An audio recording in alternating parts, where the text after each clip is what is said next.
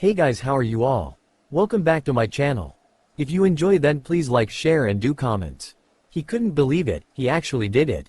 He actually killed Itachi. But what was he supposed to do now? Should he return to the village? Would they even allow him back without torturing information out of him about Orochimaru and then throwing him into prison for the rest of his life?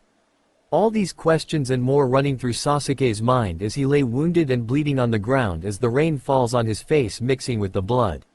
He had just won his battle with Itachi and had successfully killed him, finally avenging his clan. But the battle had left him severely wounded and his chakra depleted. Even if he wanted to, he couldn't move to go anywhere, his body was too broken. He didn't know where his team was, whether or not they were killed by his brother's partner who had met them earlier and only allowed him to continue on, or if they were alive and waiting for him.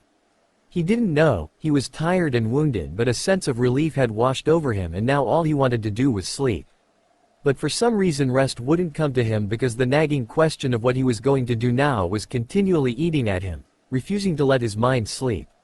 He could feel his body becoming weaker and colder. His vision was becoming blurry as his eyes were no longer able to focus properly. Was he going to die here? No, he couldn't. He was an Uchiha, and an Uchiha never lies down and accepts death like this. But his body was betraying his pride, refusing his commands to move, and after several minutes of trying to get up, exhaustion took over. Just as his eyes were closing and with his limited vision, and even though it was raining, he swore he could see the sun shining above him brightly in the blue sky. She had found him lying on the ground in the rain and in a pool of his own blood. The area around him was completely destroyed and even some black flames could still be seen burning. It looked as though two titans had just battled and what was before her eyes was the aftermath. Nonetheless, there he was, lying amongst the rubble wounded and practically without any chakra left. Without hesitation she quickly ran up to him and knelt beside him, despite the protests of her Anbu team. They were yelling something about it possibly being a trap and she could be killed, but she didn't care because lying at her knees was a more dead than alive Sasuke Uchiha.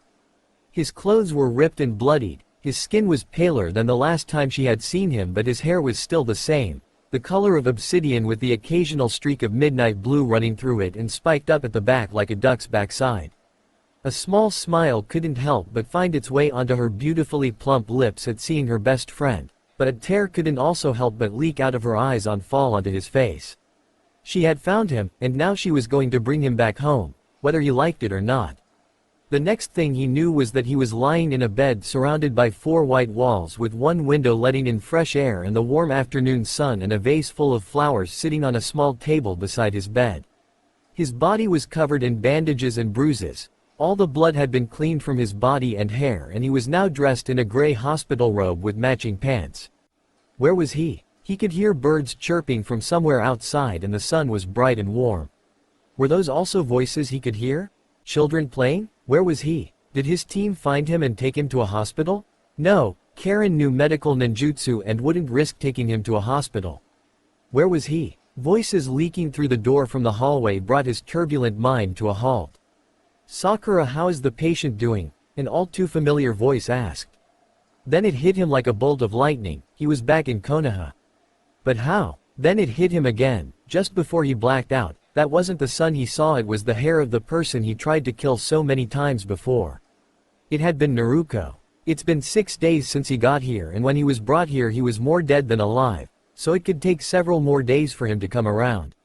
I was actually getting ready to go in and change his bandages. At the sound of the door beginning to slide open, he quickly closed his eyes and steadied his breathing. Looks like he is already awake. You can open your eyes now, Sasuke, the voice of his previous sensei called out. Frustrated that he had been found out, he reluctantly opened his eyes to be greeted by the sight of his former sensei and teammate. You're awake, the pinkette exclaimed with a smile on her face as she wrapped her arms around him. A small grunt escaped his throat from the pain of his wounds being jostled. Sorry, she apologized as she backed off. Well, I will leave you to tend to his wounds and I'll go inform Tsunade that Sasuke is conscious, Kakashi stated as he disappeared in a whirl of leaves, leaving Sasuke alone with the pinkette. As gently as she could, Sakura began to remove the bandages covering the many deep cuts and stab wounds on her friend's body, letting out a grunt or hiss when she touched the disinfectant-soaked cloth to them. You're lucky that Naruko found you when she did. A few more hours and you would have been beyond help. She came to visit you the day after she brought you back, but she hasn't returned since. The flowers are from her, she said, looking at them quickly before returning to her work. Well, that should do it for today. I should report in to Lady Tsunade. Quickly she gathered her things and started to walk out the door, but before she closed it she turned to face him with a smile. It is good to have you back. And with that she closed the door and left him with his thoughts. For some reason she couldn't bring herself to go and visit him in the hospital. Sasuke, he was her best friend. And she still thought of him as her best friend despite the many times he tried to kill her. Actually he had succeeded once, but thankfully Lady Tsunade revived her. Would he hate her for bringing him back? And what had caused all the wounds he sustained? She knew there had been a battle and she could guess that he had probably fought Itachi.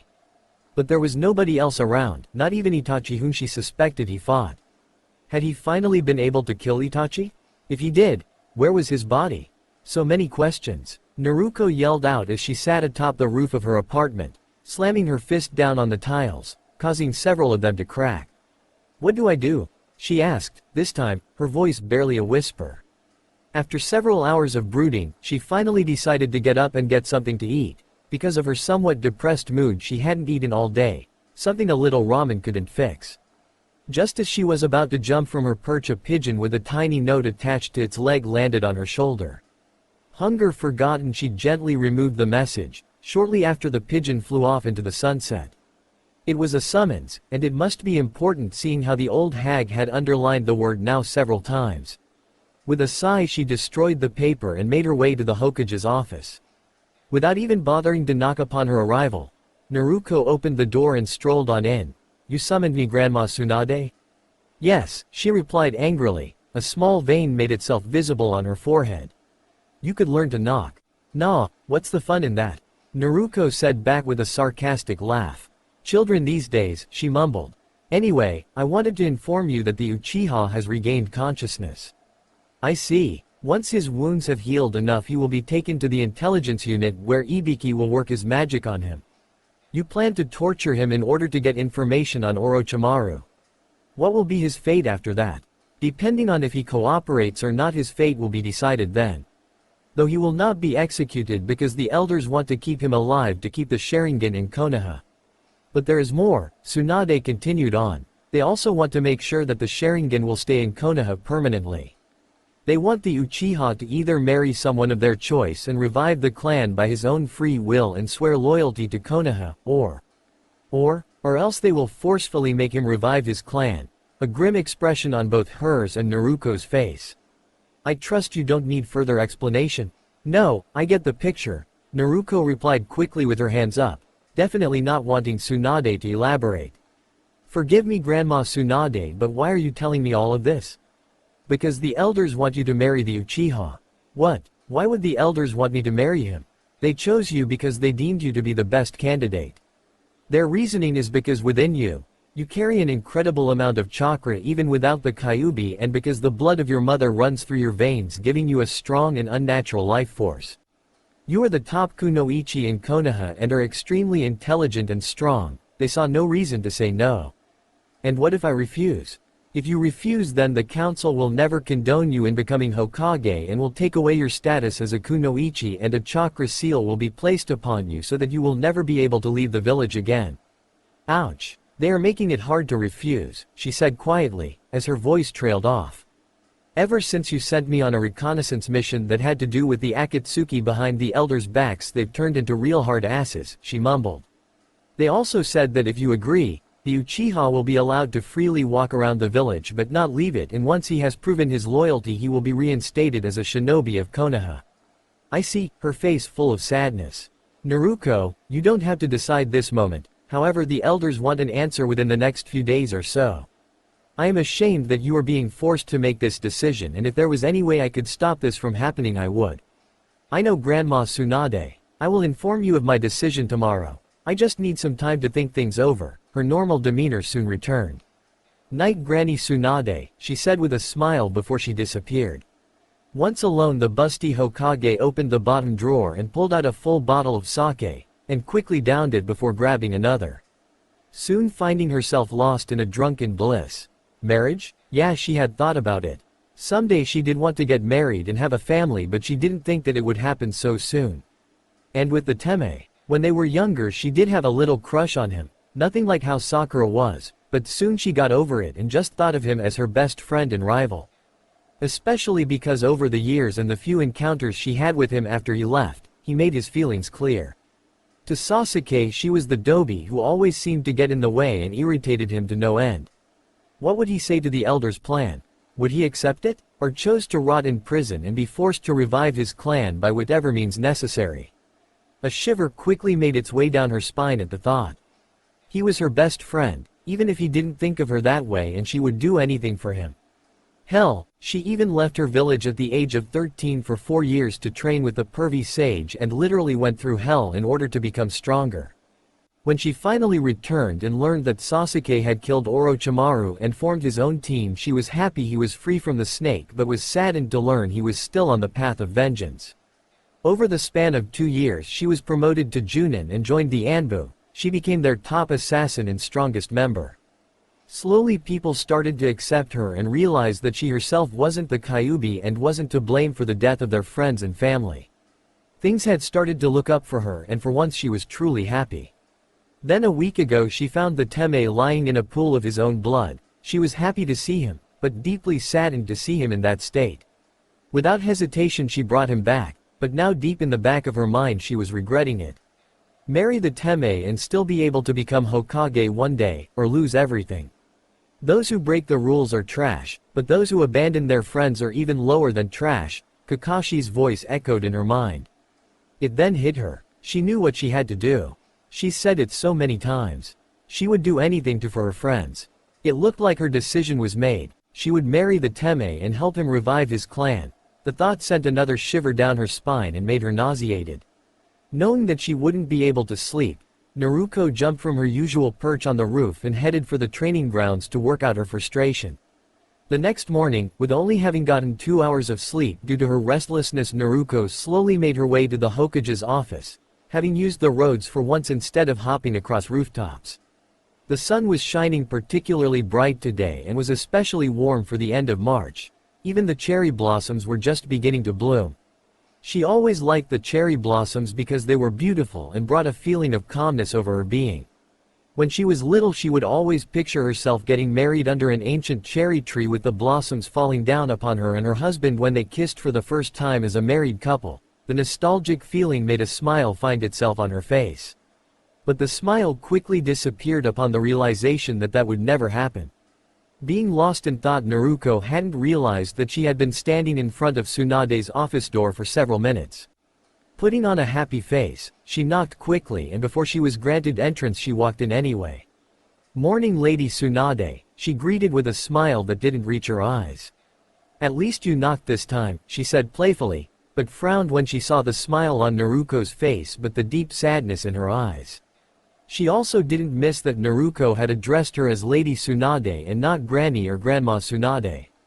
"Have you made your decision?" she asked, her voice grim and serious. "I have, and there is probably nothing I can say to dissuade you. Kakashi-sensei taught me many things, the most important of all to never abandon your friends, and I will not abandon Sasuke, even if he doesn't want my help." "Very well then, bring him in," she yelled to no one in particular, and a few seconds later her office door opened again and in walked several Anbu agents surrounding a bruised and battered Sasuke. He really didn't care about refusing to give up information to them about Orochimaru. In actuality he let Ino's father, Inoichi Yamanaka, dig through his brain and retrieve all the information he wanted on the Snake Man. However, he put up a fight when they tried to get information about Itachi. After about a day he was returned to his hospital bed, where Sakura would come in every so often to check on his wounds and change his bandages.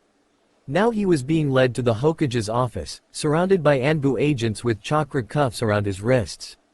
The leader knocked once before a gruff voice granted them entrance, but Tsunade quickly dismissed them, and after a quick bow they disappeared. He wasn't alone with the Hokage. He knew those Anbu were nearby. Her attendant was at her side like always, but there was someone there he didn't expect. It was Naruko. It had been a few years since he last saw her, the last time being when her, Sakura, Kakashi and his replacement had found one of Orochimaru's hideouts and infiltrated it.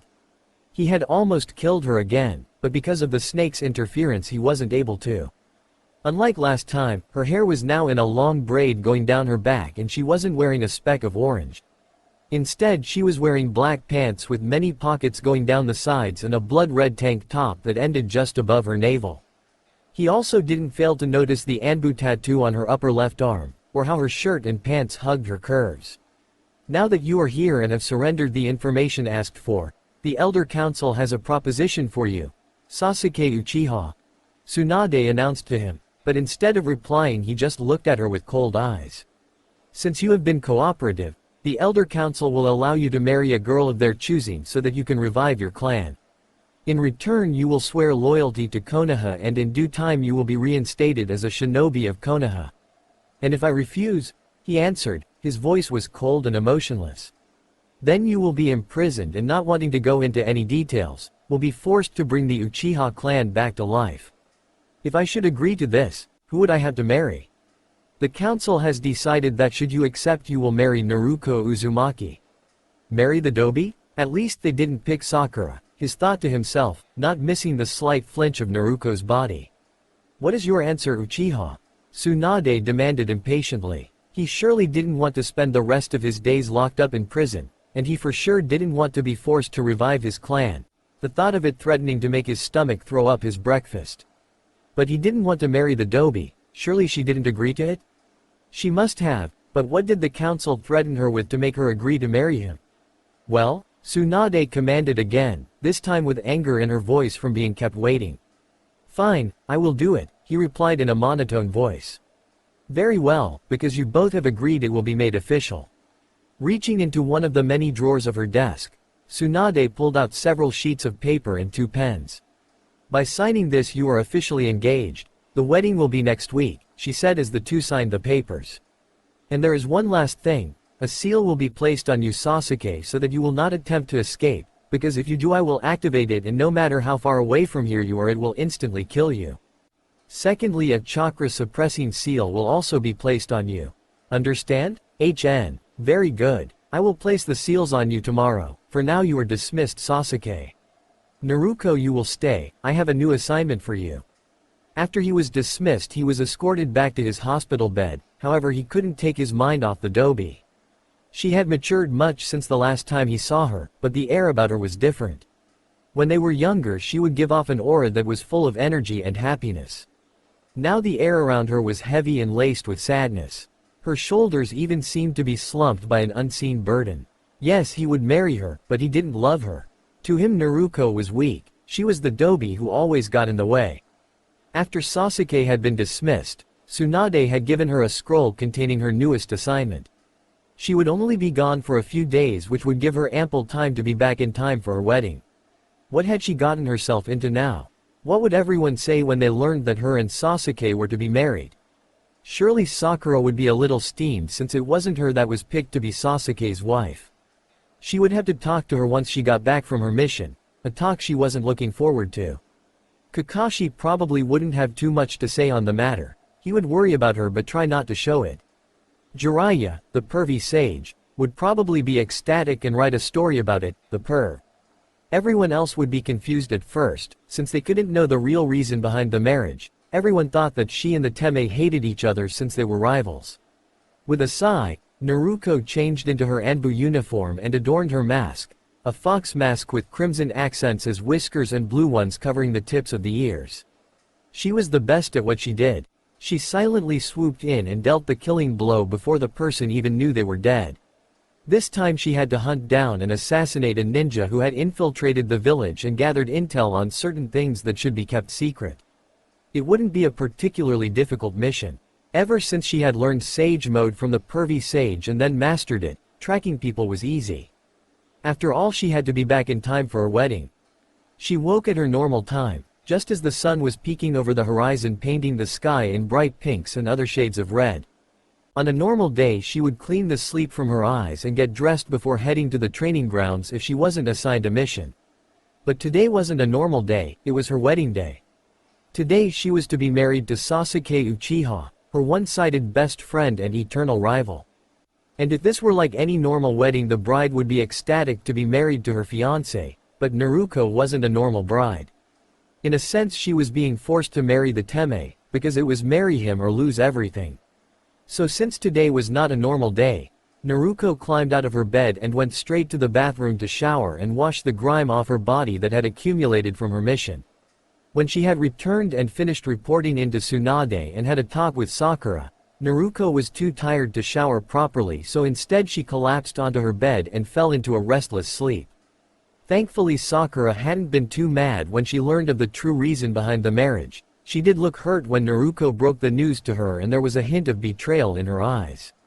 And thankfully, since Sakura wasn't too upset, she along with Ino and Hinata agreed to help prepare her for the wedding ceremony. Much to Naruko's horror, there was going to be an actual ceremony so all of the elders and other important people could attend. So that meant she had to wear a traditional wedding kimono, and that's where Sakura and the others came in. After getting dressed in her civilian clothes, a simple pair of black shorts and a white tank top, Naruko glanced at the clock. They would be here in a few hours, great. Too nervous to eat anything, Naruko just sat on her bed until several hours later someone knocked on her door. With a sigh she reluctantly got up and opened the door. All three of her guests were dressed in elegant and elaborate kimonos. "Time to get you dressed," Sakura said with the best smile she could muster for a day like this. She had decided that she wouldn't be angry over this, since Naruko was in a way forced into this situation. "Where is your kimono?" "Closet," Naruko replied quietly. Quickly Sakura walked over to Naruko's closet and slid open the doors to reveal the most beautiful kimono she had ever seen. The second layer was completely white, but the top layer held all the beauty. It was the color of the sky on a perfect summer day, embroidered with white and dark blue orchids and a white obi. There was also the Uchiha fan embroidered on the back. Once she was dressed, her three friends started working on her hair and makeup. They kept it simple, using a neutral color foundation, mascara to further bring out her eyes, a touch of blush and a light pink stain for her lips. For her hair, half of it was kept down and flowing in its naturally wavy state with two long strands framing her face. The rest of it was worked into a small braid that hung behind her. After her look was complete, Sakura, Hinata and Ino all took a step back and to admire their work. "Naruko, you look beautiful," Hinata said as she looked at her friend. "Yeah, who knew you cleaned up so nicely," Ino remarked teasingly, trying to lighten the mood. "Thanks guys, I couldn't have done this without you," Naruko said with a smile. "Truly thank you. Anything for a friend," Sakura said back, a smile of her own on her face. "Come on, it's almost time." Together the four make their way to Tsunade's office before going to the roof where the ceremony would be held. "You look beautiful, Naruko," Tsunade said with a smile once they all entered her office. "I'm just sorry that it has to be like this." "It's okay, Grandma Tsunade, I agreed to do it after all. I just feel a little silly dressed like this. I'm not used to wearing anything other than my shinobi clothes. Such a tomboy. Well, let's get this over with. After the ceremony and light reception, you two will be allowed to return to the Uchiha compound. By the time you get there, all of your stuff will have been moved there." "Figures I'd have to share a house with the Teme," Naruko sighed. "Don't worry, there are plenty of bedrooms. You will only have to share a bathroom, living room and kitchen." "That's a relief. Now enough dawdling, it's time to go."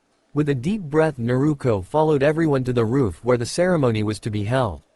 The ceremony itself was going to be short, sweet and to the point, which made Naruko happy. Upon arriving at the roof, the numerous voices that could be heard in the stairwell immediately died down and everyone stood from their seat as she walked down the aisle that had been created by the rows of chairs and to the front where Tsunade and Sasuke stood. As she walked, she could see the many friends she had made over the years standing there with happy smiles on their faces, all dressed in traditional kimonos or other fancy clothes. Sitting at the front was Sakura, Sai, Kakashi and the pervy sage along with the elders. A scowl couldn't help but find its way on her face upon seeing them, but it quickly left when reached the front. Sasuke was also dressed in a traditional kimono. His haori was a dark blue with a large Uchiha fan embroidered on the back with a white obi around his waist, and his hakama was a dark gray in color. And of course his hair was still in its usual style. As you all are aware, we are gathered here today to celebrate the joining of Sasuke Uchiha and Naruko Uzumaki in marriage.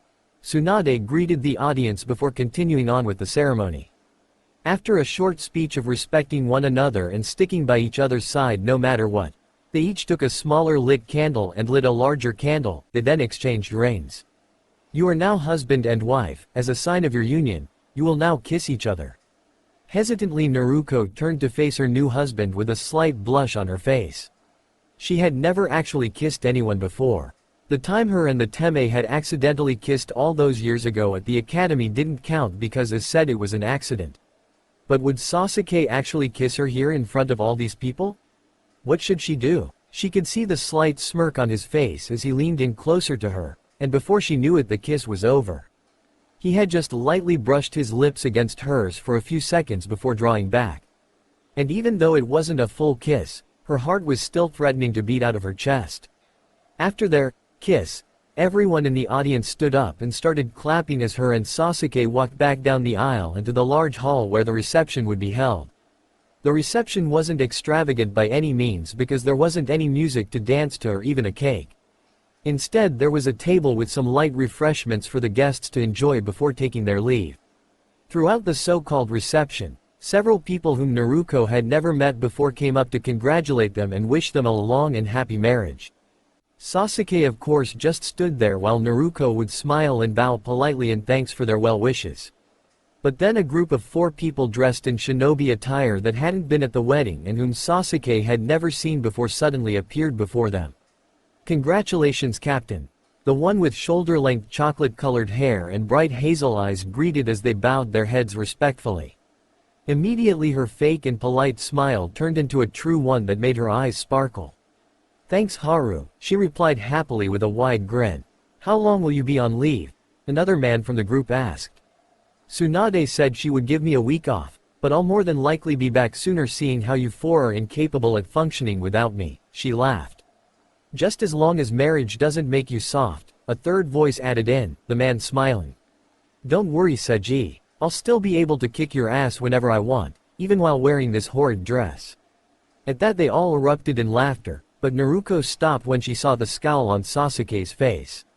Thanks for coming you guys. I'll see you all later, still lots of people to greet. Forgive us for taking up so much of your time, the one named Haru said politely. We will take our leave, they all politely bowed their heads before they left. But their absence wasn't noticed because not a second later 2 more people walked up.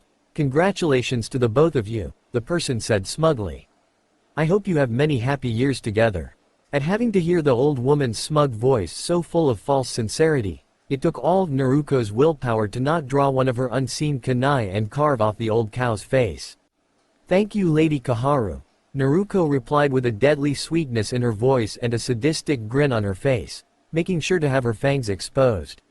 Her tone made the pompous elder take a step back in fear for her life which quickly made Homura, the other village elder, bow his head respectfully before he dragged Lady Kaharu away.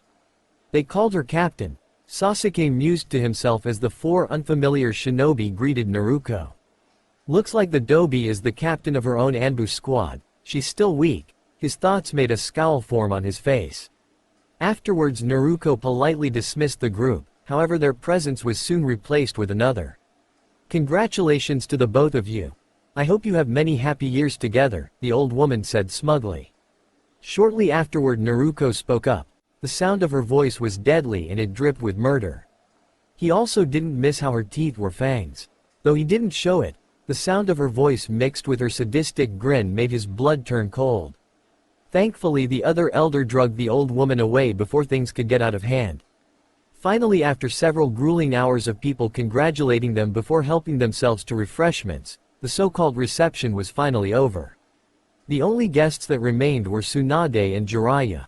Tsunade only gave her a small smile as she handed Naruko a set of keys to the Uchiha compound. She then proceeded to glare at Sasuke, sending him silent threats of pain and agony should he harm her goddaughter in any way before she walked away. Jiraiya then placed his hand on Naruko's shoulder, giving her a soft smile before he also left. When she and Sasuke left Hokage Tower the hour was late and the streets were practically empty, with the exception of the occasional drunk trying to find their way home. And though her kimono was comfortable, the plethora of underskirts made it hard for her to walk.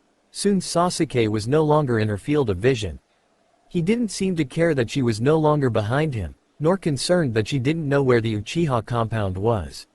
Sighing, Naruko closed her eyes and felt for Sasuke's chakra, which she found easily. But being not overly eager at having to live with the Teme, she took her time and walked around a little while before she finally approached the front gates. Nervously she slowly opened the gate and made her way to the main house, which was surrounded by gardens and several koi ponds, fountains included. The grounds were beautiful. Even the many buildings that she presumed to be abandoned looked well kept, even though they hadn't been lived in for many years. The main house was equally as beautiful, and with its old-style architecture it had an aura of mystery about it.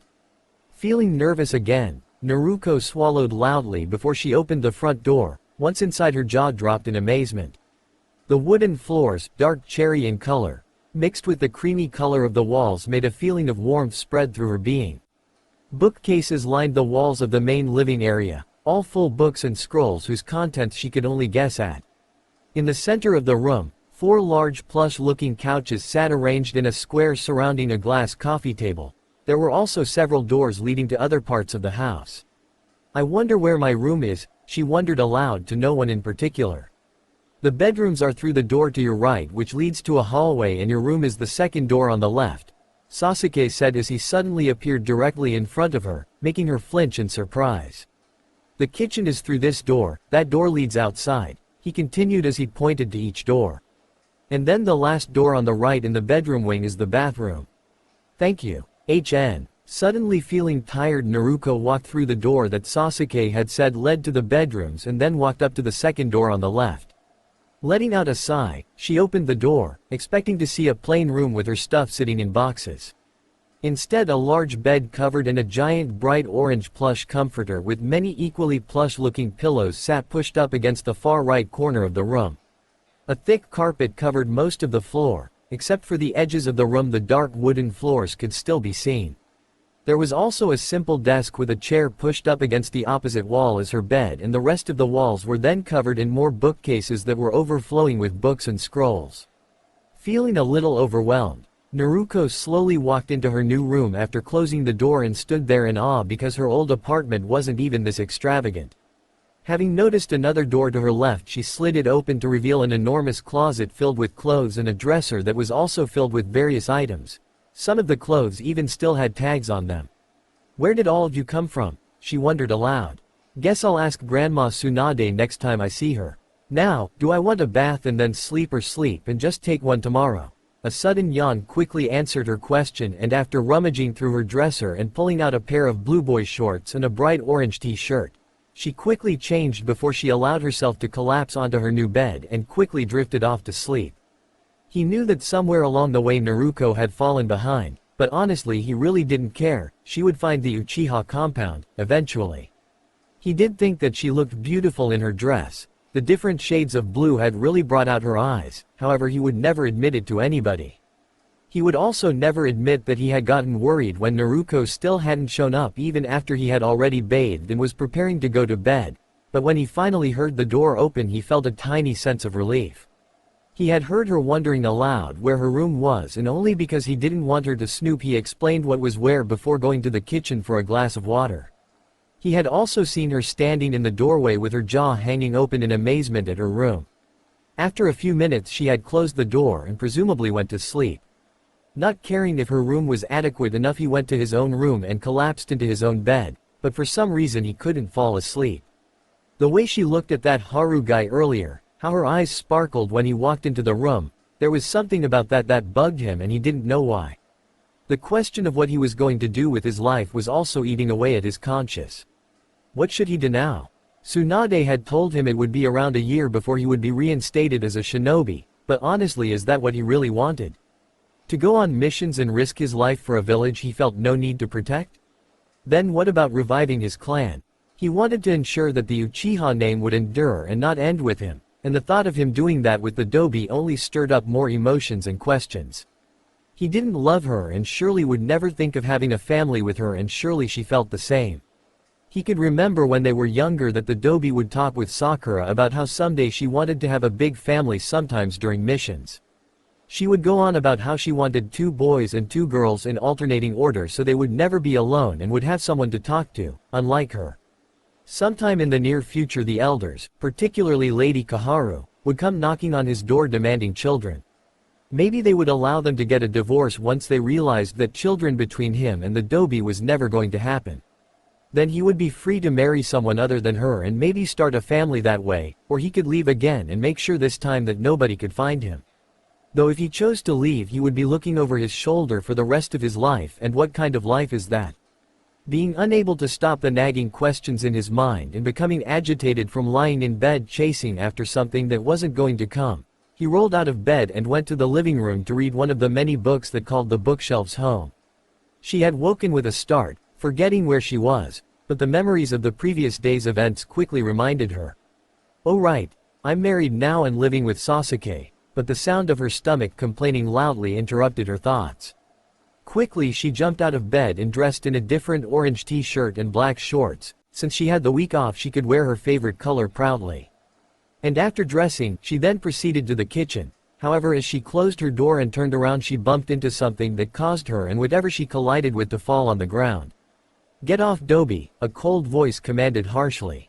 Opening her eyes, Naruko saw that she had run into Sasuke and now they were both on the ground with Naruko having fallen in his lap. And to make matters worse, he was shirtless. Sorry, she exclaimed as she quickly climbed off Sasuke's lap, her cheeks a bright crimson. Embarrassed at the awkward situation she had found herself in, Naruko had hastily run into the kitchen, leaving a scowling Sasuke sitting on the hallway floor. Once she was safely in the kitchen, she let out a small giggle before she raided the fridge. The kitchen was nothing like she had pictured it would look. The cabinets matched the dark wood of the floor and their surface was covered with black flawless granite, accented by a dark backsplash. The appliances were also all stainless steel and top of the line. Overall the kitchen was flawless and was fit for a king. I bet Grandma Tsunade's house isn't this nice, she said to the empty room as she stood there in awe. But her grumbling stomach quickly reminded her why she was in the kitchen in the first place. Ramen is and always will be her favorite food, but ever since she had made Junin and attained the rank of Anbu captain she had to start eating better and taking better care of her body. Thus with the help of Sakura she had learned how to cook and it turned out that she was actually pretty good at it. So after digging around through the cabinets and refrigerator she decided that a vegetable and ham omelette sounded delicious, and in no time the sound of cracking eggs and vegetables being cut echoed throughout the kitchen. What should I do today? She asked as she took another bite of her steaming breakfast. I wish Grandma Tsunade hadn't given me a week off. It's not even been a day and I'm bored already, guess I'll go train after I clean up. And with her decision made she downed the rest of her breakfast before she washed the dishes and set them out to dry. She then went to her room to change into her shinobi clothes.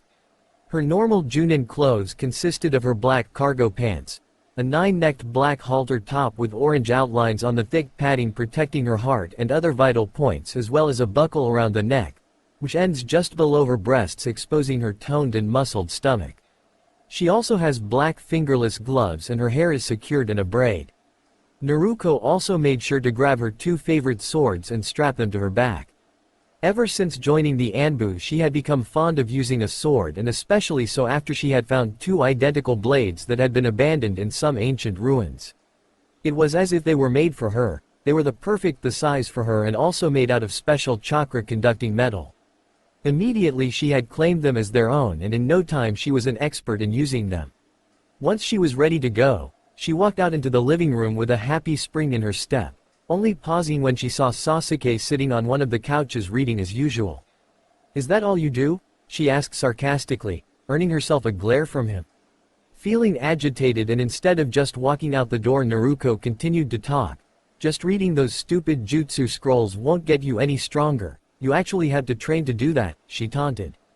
Please, I can beat you whenever I want Dobi. Prove it, I'll be at training ground 7, and with that she disappeared in a whirlwind of leaves. You're going to regret saying that, he replied to the now empty room before he returned the scroll to its rightful place and went to his room.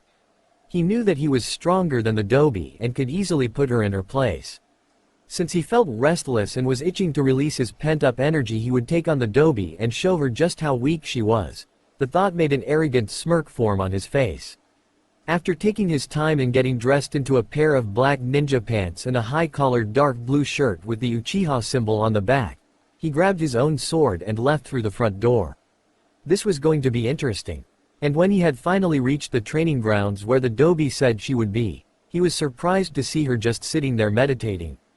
This is something that she had been wanting to do for a long time, to beat that arrogant smirk off his arrogant face, and today was the day she was going to do it.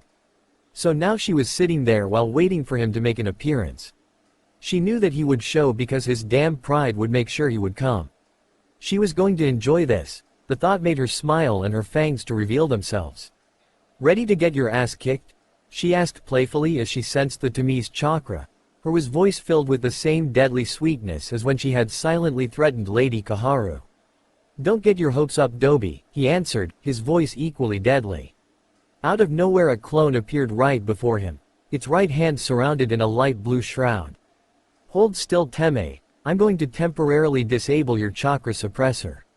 It will only last for around 30 minutes before it reactivates," the clone announced right before it places its right hand on Sasuke's chest, right above his heart. "There it is done," the clone said before it disappeared in a puff of smoke. Quickly Sasuke distanced himself from Naruko, Sharingan activated. And after letting out a deep breath Naruko stood and opened her eyes. "Get ready, Teme, I'm not going to hold back," she said as she unstrapped the swords from her back, their perfect silver edges glinting with deadly intent in the late morning sun. "HN," he replied as he also drew his own sword, the edge crackling with energy. In a flash their blades crashed together which sent sparks flying into the air. This wasn't going to be like any normal spar between rivals. No, this was going to be a battle that would finally decide who was the strongest of the two.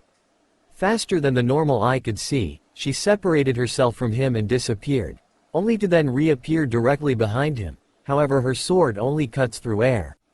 Feigning ignorance, she stood there with a look of confusion on her face, only to change to a smile when she felt the cold blade of Sasuke's sword against her neck. "You never change, Teme, you're always relying on those eyes of yours. But you must be losing your touch. Genjutsu won't work on me," she taunted as she evaporated into thin air and rematerializing into a nearby tree. Deciding that swords weren't going to get them anywhere, she put them back into their sheaths and prepared her next strategy. He was a lightning and fire user, but from what she knew, he mostly relied on lightning. Thankfully she could counter him. Knowing exactly what she was going to do, she left her hiding place and stood confidently before her opponent. He looked at her with an arched eyebrow. Was she really that stupid? After she had disappeared and masked her chakra perfectly, he couldn't sense her presence anywhere. If she were smart, she would have taken him by surprise and then she would have actually had a chance at beating him. But instead there she was standing in front of him, her swords not even drawn. Slightly irritated by her weakness, he made the next move. Fire style. Fireball jutsu. He yelled out as a colossal fireball exploded from his mouth that threatened to engulf the seemingly defenseless Dobi, which made a smirk form on his face. However, what happened next he didn't expect. Water style. Water shock wave. He heard her yell and suddenly out of nowhere a giant wave of water appeared and engulfed the fireball, which resulted in a thick cloud of steam forming and surrounding them. So the Dobi knows water release, not that it matters. Taking advantage of the reduced visibility, he starts to form the hand signs necessary for his next jutsu, fire style, Phoenix Flower Jutsu. At his command several jets of fire shot from his mouth in a circular pattern and raced towards Naruko, unknown to her that a surprise awaited for her inside the jets of fire. She could sense that he had released his next jutsu, and by the feel of the chakra it was another fire jutsu. She also knew that it was a distraction. So instead of trying to counter it with a jutsu of her own, she just simply allowed herself to be engulfed by the soil around her and slipped into safety. She allowed several minutes to pass by before she resurfaced, and was greeted by the sight of several shuriken embedded into the ground. The sneaky bastard thought he would pull a fast one. Guess we're playing dirty now. Quickly she made the hand signs necessary for her next jutsu and created 4 blood clones. Blood clones were stronger and more stable than shadow clones, which meant that they wouldn't disappear after one hit and they could withstand several before they finally disappeared. So after the clones were made and some of her chakra was transferred into each of them, she put the rest of her plan into motion. She could sense the Teme was gathering chakra, lightning chakra to be specific, and a grin couldn't help but form on her face. She could easily counter anything the Teme could throw at her. It only took her about a year to attain the rank of Anbu captain and even less than that to make her name known throughout the entire organization. Soon after joining, everyone wanted her to be a part of their division, but she had turned all of them down but one, and that was the assassination and infiltration unit. As for the jutsu she could wield, she didn't have a limit because thanks to the kyubi within her she could control all of the basic chakra natures and even some of their higher forms. Nonetheless, just because she could wield them didn't mean that she was an expert. For instance, she found that she could wield wind and water the best, and only through hours upon hours of training she had become proficient with the others. Lightning style. 1000 birds thunderstorm. A voice called out, disrupting her thoughts, and a ball of lightning formed in Sasuke's hand before it turned into numerous lightning bolts that started speeding towards her. Wind style. Shockwave. She yelled out, clapping her hands together in front of her just as the lightning started to surround her. Her jutsu sent out a wave of wind-laced chakra that cut through the lightning bolts, which quickly dispelled them. "Gonna have to do better than that," she taunted, making an evil scowl form on Sasuke's face. After the last attack and at seeing how easily she countered, it made his blood boil. How was the Dobi able to counter everything he threw at her? Was she really that strong? And not to mention, how was she able to use jutsu from all the basic chakra natures? When he had hidden those shuriken in his phoenix flower jutsu, she had sunk into the ground and remained there until it was safe to come out. He couldn't believe it. Now she was standing there mocking him. She said that his S-ranked jutsu wasn't good enough, he couldn't take it anymore. Yes, he would use that move, even if it would cost him the rest of his chakra and could potentially kill her. A sadistic grin overtook his face. After he used this jutsu, she wouldn't challenge him anymore and he would finally take his place at the top. Still with the evil grin on his face, he formed several hand signs before he yelled out, "Fire jutsu, Great Dragon Fire." The moment he finished forming the hand signs, an enormous dragon-shaped fireball shot out of his mouth and into the sky, which immediately made the once sunny sky dark, and soon colossal black thunderheads begun to form. He could see the surprise on her face when his jutsu completely missed her and instead went up into the sky, which made him smirk. There was no way that she could dodge or counter this jutsu. She was done for. The moment his jutsu completely missed her and went up into the sky, she couldn't help but be surprised. Had he missed? No, he couldn't have, because she could clearly see the smirk that had formed on his face. He was up to something, and the sudden sound of thunder struck a chord of fear in her being.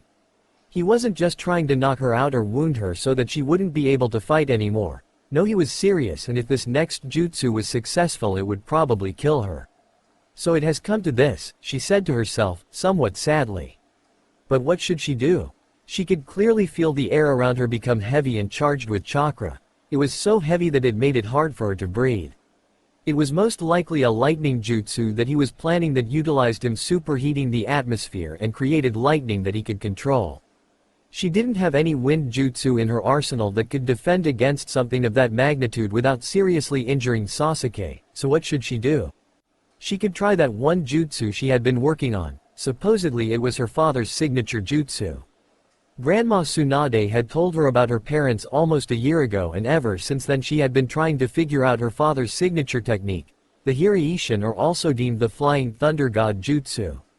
Her proficiency with the jutsu wasn't 100%, but she had more successes than failures. So yes, she would try it because it was probably the only way to avoid the jutsu that Sasuke was about to use. A sudden deafening roar of thunder signaled that her time to think was up.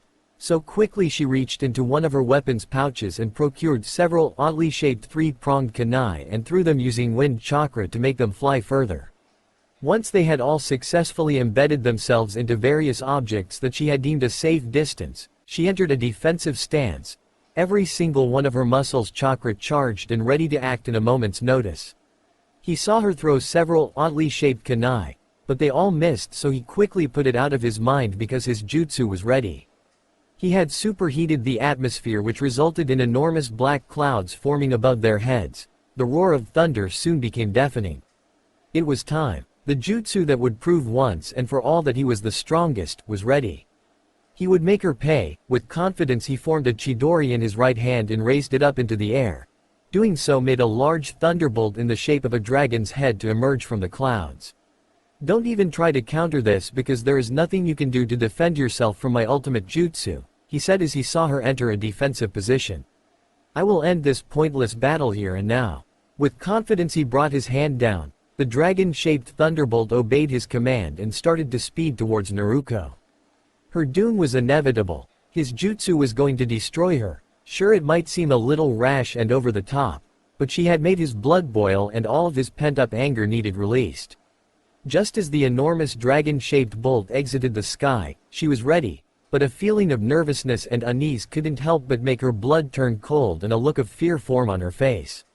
He really wasn't messing around. He was actually trying to kill her. Quickly deciding that it was her only option, she concentrated and felt for the chakra that she had embedded inside her father's kunai. Finding it with ease, she quickly activated her jutsu. Just as the massive lightning bolt was about to consume her, she disappeared. Then, faster than a heartbeat, she reappeared on the ground next to one of the kunai she had thrown earlier, just in time to see the lightning dragon finish crashing into the ground, which sent chunks of earth and numerous trees into the sky and successfully created a crater where she once stood. Right as she was about to stand, a sharp pain in her leg made her yelp and fall back onto the ground. Worriedly she examined at her left leg to see that her pant leg was ripped just above her knee. The exposed flesh was burnt and bleeding. Damn it, she yelled out in frustration, looks like I waited too long to teleport. However, knowing that she would never hear the end of it, she ignored the pain and stood up before she teleported to a spot only feet in front of Sasuke. Just as she was about to yell at Sasuke for using such a dangerous jutsu so close to the village, a shinobi wearing a standard Anbu uniform appeared between them. Lady Naruko, the Hokage requests your presence right away, he stated from behind his mask. I'll be right there, she replied, slightly agitated. The messenger then disappeared at hearing her response. We will finish this later, she growled before she too disappeared. He thought that he had won the match after using his jutsu, but once the smoke had cleared, the dobi was nowhere to be seen. For a split second her chakra disappeared, however after searching for it he quickly found her. She had somehow teleported out of the danger zone just in time. On the other hand, he didn't expect her to then reappear right before him as well as wounded. Looks like she didn't get away completely unscathed, but she's wounded, so I can easily win now with minimal effort, he thought to himself. But just as the dobi was about to say something, an Anbu agent interrupted. Lady Naruko, the Hokage requests your presence right away, the masked Anbu said before he quickly disappeared once his message had been delivered. We will finish this later, she growled to him. Her voice had been dripping with venom. The moment she was gone, his heart skipped a beat as the chakra suppressor seal reactivated. The feeling brought him to his knees and took his breath away. After the moment had passed, he grabbed his sword that he had dropped some time during their battle and returned it to its sheath before slowly walking back to the Uchiha compound. Unbeknownst to the young Uchiha that his movements were being watched from the shadows. As quickly as her injured leg would let her, she ran to Grandma Tsunade's office and per usual walked right in without knocking, which earned her a glare from the busty Hokage. What is the emergency, Grandma Tsunade? Care to explain why you're bleeding? Tsunade asked with an arched eyebrow. Oh, it's nothing, I was practicing a new jutsu and it backfired, she answered with a smile. If you say so. Anyway, she continued on after a short pause, I have called you all here because something has happened in Suna. Everyone in the room let out a silent gasp at her words. The case cage has been taken by the Akatsuki and they have asked for our aid in retrieving him and defeating the ones who took him. You have all been called here because you have been chosen based off your skills to achieve those objectives. Kakashi. Yes, Lady Tsunade, said silver-haired shinobi replied. Your team will consist of Naruko, Sakura and you. You will also be captain over the two groups. Team Guy will follow Kakashi's orders, understand? Yes, Lady Tsunade, everyone replied in unison. You have 15 minutes to gather whatever supplies you deem essential and then we'll meet at the front gates. This is an S-ranked mission and you will complete it at all costs. You are all dismissed, except for you, Naruko. Hastily everyone disappeared from the room, leaving the two of them alone. Naruko, what really happened to your leg? I have had reports of what looked like an all-out battle between you and Sasuke taking place. Explain now, Tsunade commanded. We were just sparring, it's nothing really. And I honestly was trying to use a new jutsu and it didn't work out like I had thought it would. I'm fine, really. My leg will heal in a few hours once the Kyuubi's chakra kicks in, so it won't be a problem. And the Tami's chakra seal should already be reactivated by now. Are you sure that you are telling me the truth? Of course, Grandma Tsunade. But I've got a question. How did you convince the elders to let me go on this mission? I didn't, so that is why you need to gather your supplies as quickly as possible and leave before they can stop you. Yes, it is dangerous to send you on this mission, but you are one of my best and this mission requires me to send the best. But just promise me one thing, that if things begin to turn in the Akatsuki's favor you will get out of there. You know that won't happen, Grandma Tsunade. I will never abandon my friends. I know, but hearing you say that you will makes me feel better. Then I promise to hightail it to safety like a coward if things turn sour. Happy? Just get out of here and on the road before I regret sending you, Tsunade teased, earning a grin from the young girl who stood before her. He did feel a little guilty for using such a deadly jutsu on her when he saw her wounded leg. But she didn't die, so he didn't feel too bad. He was curious, however, at why she had been called so suddenly to the Hokage's office. By the tone of the messenger's voice it sounded urgent, perhaps something happened. However, deciding that it had nothing to do with him, he returned back to his room and cleaned himself up. The Dobi had managed to land several blows to him, and not to mention that he had given himself several wounds when he used his Kirin jutsu. It was a truly powerful jutsu, but because it was so powerful it had a high price. Because of its immense destructive power that destroyed anything in its path, the user usually received some damage, and it also required a vast amount of chakra. At first he didn't think that he would be able to even make it back to his room because he was so exhausted. The fight took more out of him than he would like to admit. But he was still so angry because he could feel that she was holding back, she was hiding some kind of truly devastating power, and that bugged him. They would finish their fight, eventually. Once he had showered and changed out of his soiled clothes, he decided to continue what he was doing before the Dobi had interrupted him. But he was interrupted again when the front door opened and the blonde Dobi walked in. She looked horrible, her face was pale and she looked like she was in pain. It was then he noticed just how bad her leg was. Where his jutsu had made contact, her pants were ripped and fused to her skin, the fabric having melted because of the lightning. He could also see that the rest of her pant leg was saturated with blood thanks to the large gash on her leg. It amazed him that she was still able to walk with her leg being in the condition it is, not to mention conscious, because it had to be painful. The pain in her leg was almost unbearable. Somehow she managed to walk back to the Uchiha compound. Thankfully the Kyuubi's chakra had already started working, and by the time she got there the pain had become more tolerable, if only slightly. When she got there, the Teme was as usual sitting on one of the couches reading a jutsu scroll. And ignoring him, she quickly went to her room to change her clothes and to resupply and bandage her leg. She couldn't help but let out a small yelp of pain when she pressed a disinfectant-soaked cloth to her leg before wrapping it tightly in multiple layers of bandages that quickly turned red with blood. Just as she was all packed and after she quickly stopped to grab a bottle of water, a knock on the front door made her stop dead. Somehow she knew who it was and she didn't want to answer it. She was just going to ignore it and sneak out the back, but it was too late. Sasuke had already answered the door. "Where is she?" a familiar voice demanded. Instead of saying anything, Sasuke just left her standing there and went back to his reading. "What do you want?" Naruko asked coldly as she walked out from the kitchen. "You will not go on this mission. So sorry, but I don't care what you want. I am going on this mission, so get over it." Her reply made the Lady Elder's face turn red with anger. "Gaara is my friend and I will save him. I will not abandon my friends." A fiery determination filled her voice. "Now if you'll excuse me, I need to meet up with the others," she said as she walked past Lady Kaharu towards the front door. But what the old cow said next stopped her dead in her tracks. "I'm sure Lady Tsunade told you what would happen if you should go against our wishes." "Yeah, seal my chakra and take away my status as a kunoichi." "I don't really care about that, right?" "It seems that she didn't tell you everything," Lady Kaharu interrupted. Her voice smug and a triumphant smile formed on her face once she saw Naruko turn around to face her with confusion on her own face. "What do you mean? It wouldn't be just your chakra that would be sealed away. If you go against our orders, then you will be sealed away and kept in a safe location for the next time your services are needed. Meaning the world will continue on without you while you sleep peacefully. So if she refused to be their puppet, they were going to seal her away and take away her freedom. the thought enraging her and replacing her blood with a white-hot fire. "Listen to me, you old cow," her voice quiet at first before gradually gaining volume, as well as her fangs starting to show. "I am not some weapon that you can use whenever you feel like it. I am my own person and I will not let you control me. I am going to save Gaara even if that means that I have to destroy every last Akatsuki member to do it.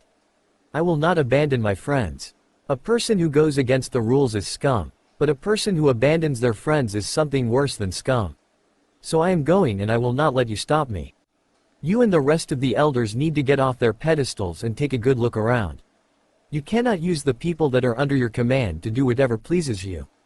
Instead, you should be doing whatever you can to help better their lives and make this village a better place. I'm going now so you can seal me away whenever I get back.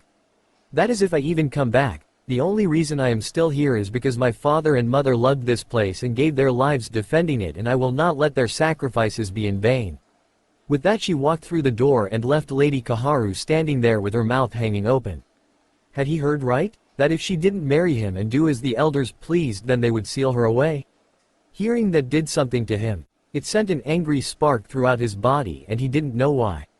He also didn't know why he threw the scroll he was reading forcefully onto the coffee table and walked over to the stuck-up woman who was standing there with her mouth open.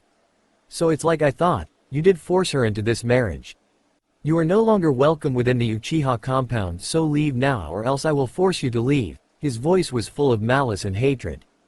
Being too shocked to say anything, Lady Kaharu turned around and left.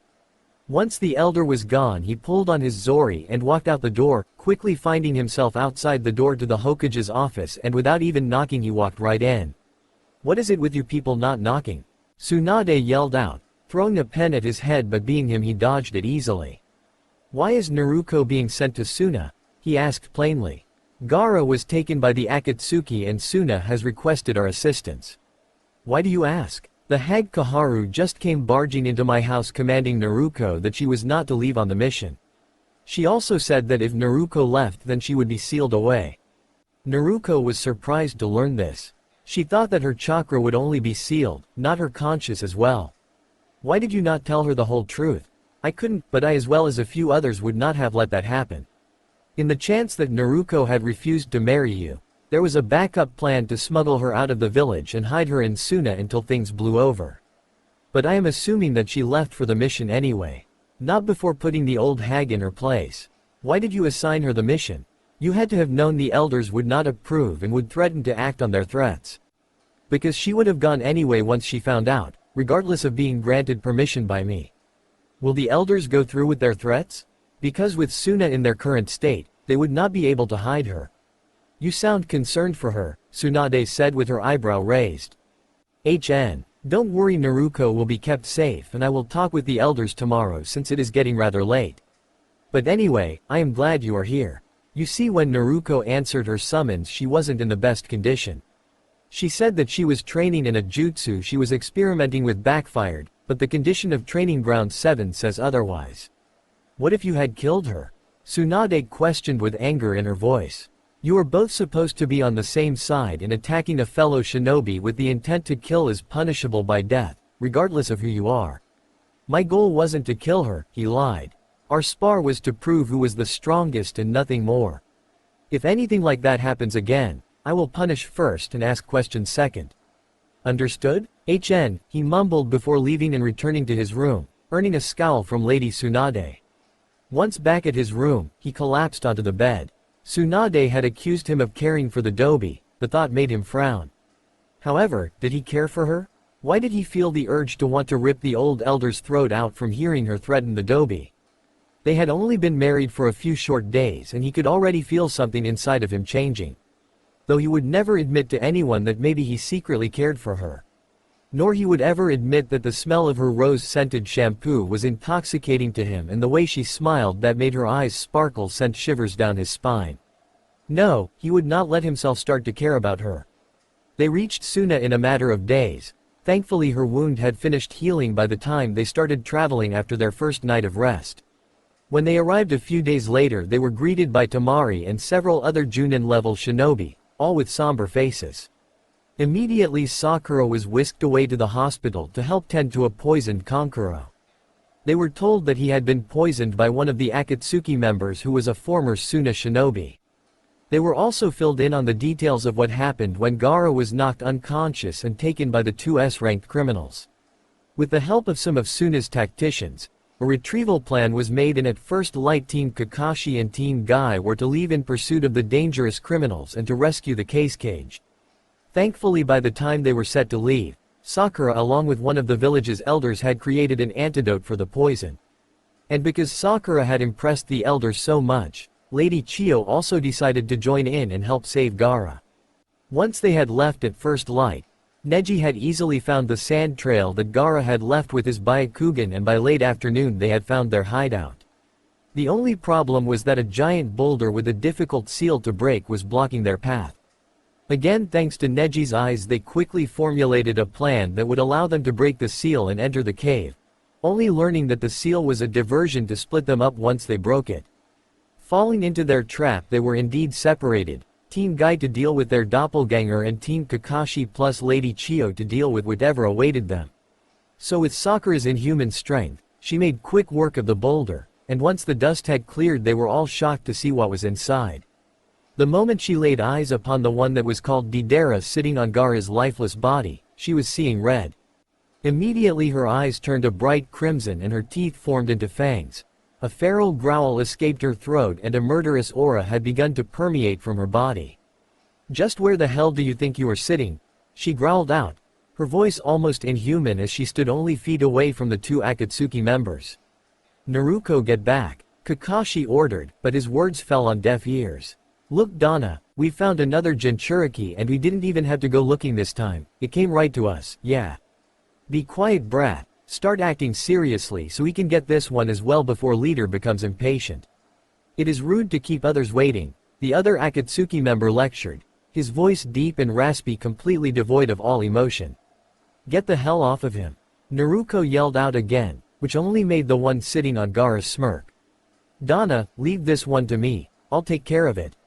You can deal with the others, Deidara, you better not fail." "Don't worry, Donna," the one deemed Deidara smirked as he finally stood up before he plunged his right hand into his clay pouch. He then removed it, and to everyone's disgust, his hand regurgitated its contents, the clay taking on the shape of a bird that grew larger at his command. It then hopped over to Gaara's fallen body and stuffed him into its mouth before Deidara jumped on its back and flew out of the cave. Being completely enraged, she rushed out after him, ignoring Kakashi's command to come back. "Sakura, I need to go after her. Can you and Lady Chiyo take care of this one?" "Yes, sensei, we'll be fine. Go and make sure Naruko doesn't do anything stupid," Sakura replied worriedly. Without looking back, he hurriedly ran out of the cave after Naruko. She was chasing after him, using the roots that had grown in between the small canyon as leverage. She was beyond reason. The pain of losing the one person who understood the burdens of being a Jinchuriki was unbearable, which fueled the rage inside of her. She would not let him to be taken away, so she was going to rescue him no matter the cost.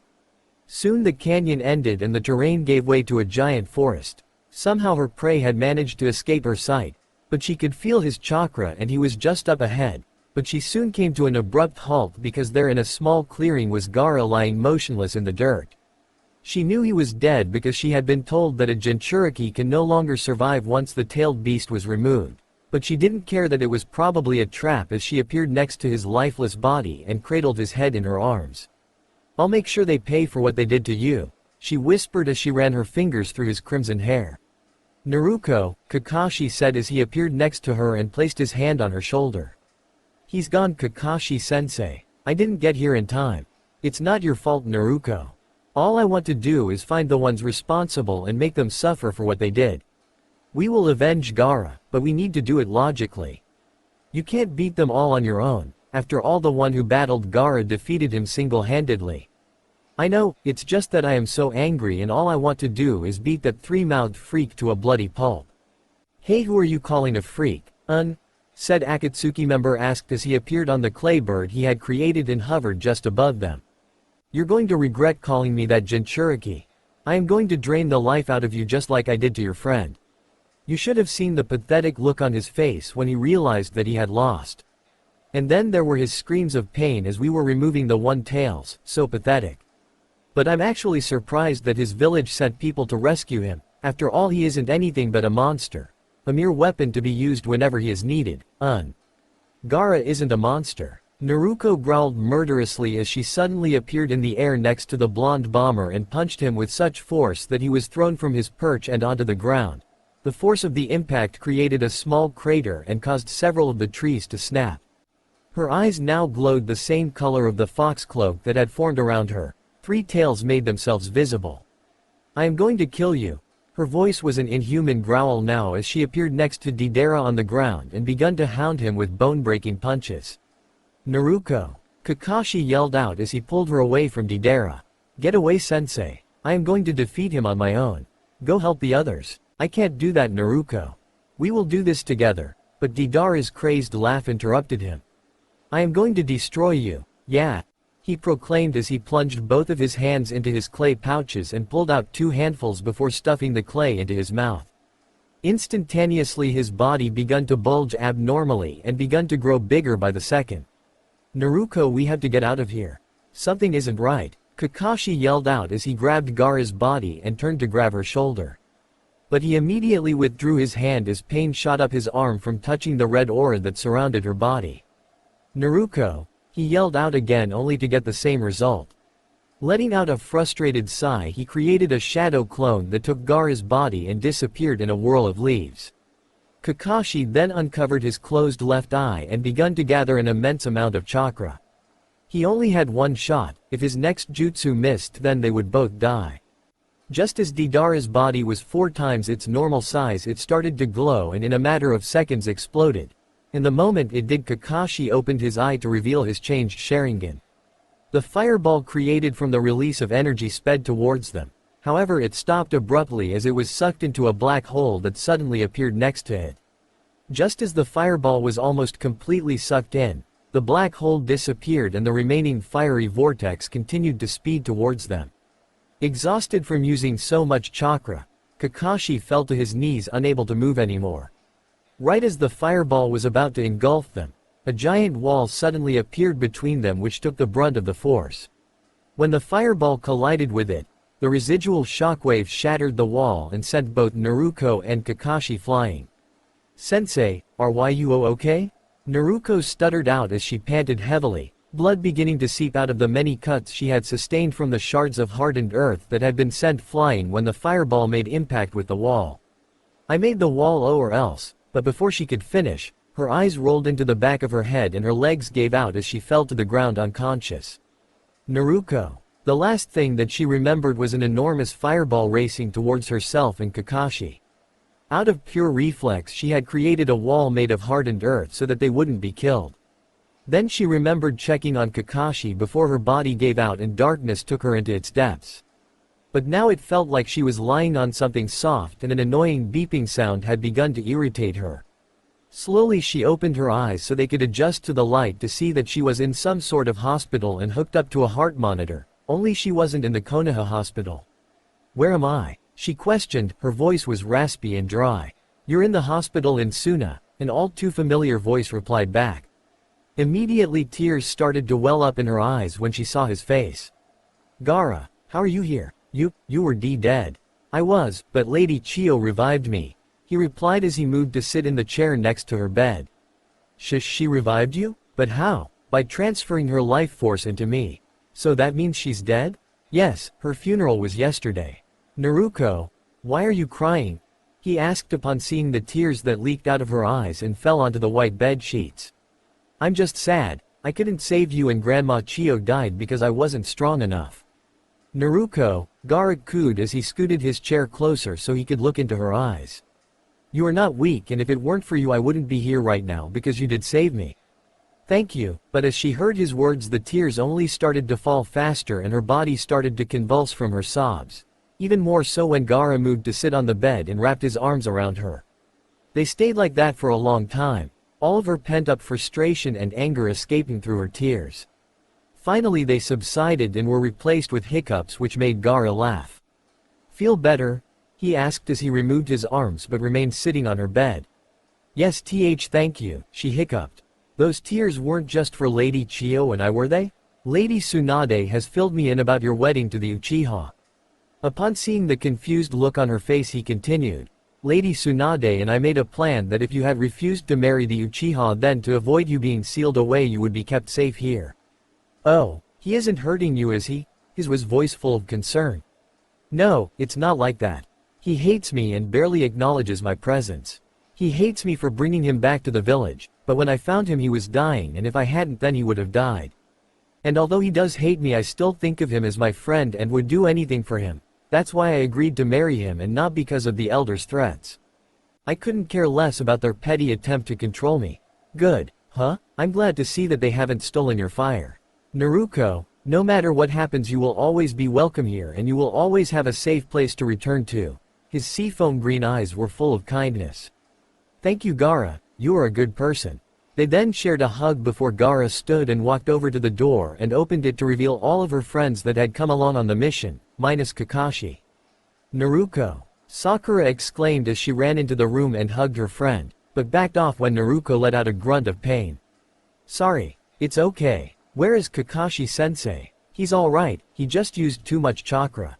Give him another few days and then he will be back on his feet. Guy proclaimed as he struck a pose, which made everyone in the room, minus Lee, to roll their eyes. Yes, and because of Naruko's brilliant youthfulness she will also be on her feet in no time. Lee added in, which he also struck an identical pose to his mentors. This time Naruko started to laugh uncontrollably and after several minutes was gasping for breath and cradling her sides with her hands. Once she was finished laughing everyone then took their leave to let her rest before they could begin their journey back to Konoha in the morning, and after 2 days of being carried by Neji, because Guy was carrying a still chakra-exhausted Kakashi, they arrived back to the village. Not trusting her legs, Neji kindly offered to carry her back to the Uchiha compound and when they walked into the living room the last person she wanted to see was sitting at the dining table eating. He knew that the Dobi was due back to the village any time, but he didn't expect for her to be carried into the house on the back of the Hyuga.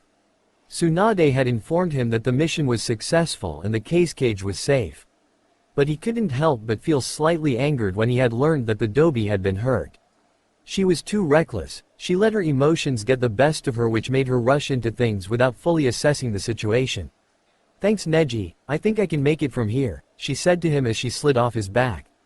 Very well, good night Naruko, and after a quick glare at Sasuke, Neji left. Naruko then started to walk back to her room, only to stumble and almost falling a few times. However, just as her legs were about to give out she suddenly found herself being held up by 2 strong arms. He had seen her stumbling, she looked exhausted and he could tell her chakra levels were low and before he knew what he was doing he had gotten up from his seat and rushed over to catch her so she wouldn't hit the ground. She just looked at him, surprise was obvious on her face. What are you doing? She stuttered as a blush creeped its way onto her cheeks. He ignoring her question and picked her up, carrying her bridal style all the way to her room before he, lightly, tossed her onto her bed. Teme, what the hell? She yelled out and as he turned to leave, a small smile couldn't help but form on his lips. And as he closed the door and heard her yell death threats at him for throwing her. Eventually her yelling stopped and when he walked by her room again after taking a bath he put his ear up to her door and heard her steady breathing indicating she was soundly asleep. After she had been tossed onto her bed she had been angry at first, but she couldn't help but smile. Was this his way of showing that he cared? Was there still some kindness left in his heart? Since she still felt the effects of chakra exhaustion she was too tired to think anymore so she fell asleep instantly and with a smile on her face. Maybe things were changing for the better, if only for this moment. So after getting a good night's rest, the next morning her limbs felt stronger and she could successfully walk on her own. Since her week's worth of vacation was interrupted Grandma Tsunade had given her another week off to rest and regain her strength and for once she was glad for it. It would give her time to visit with the pervy sage and she could also finally ask Grandma Tsunade where all those new clothes and other new things in her room came from. Maybe she could even go to the hot spring and relax for a little while. Yeah, that sounds like a good idea, she said aloud to herself as she finally forced herself to get out of bed and changed into an orange tank top and a pair of midnight blue capris before she went to the kitchen to fix her something to eat. And of course the Teme had to be sitting there eating as well. Thanks for last night, she half whispered once she sat down with her cup of instant ramen. Is that all you know how to say? She asked playfully. Instead he just ignored her. Any plans for the day? She asked again, trying to keep the conversation going. I'm going to try to find out where all those new clothes in my closet came from, as well as all the other new stuff. Several moments of silence passed and soon her cup was empty. Fine then, don't talk. It won't kill you to be sociable every once in a while, you know, she said with a sigh as she got up and disposed of her empty ramen cup before she walked out through the front door. After she had left, she went to see Grandma Tsunade, and the mystery of her new things had been answered. They had been a gift from her and the pervy sage.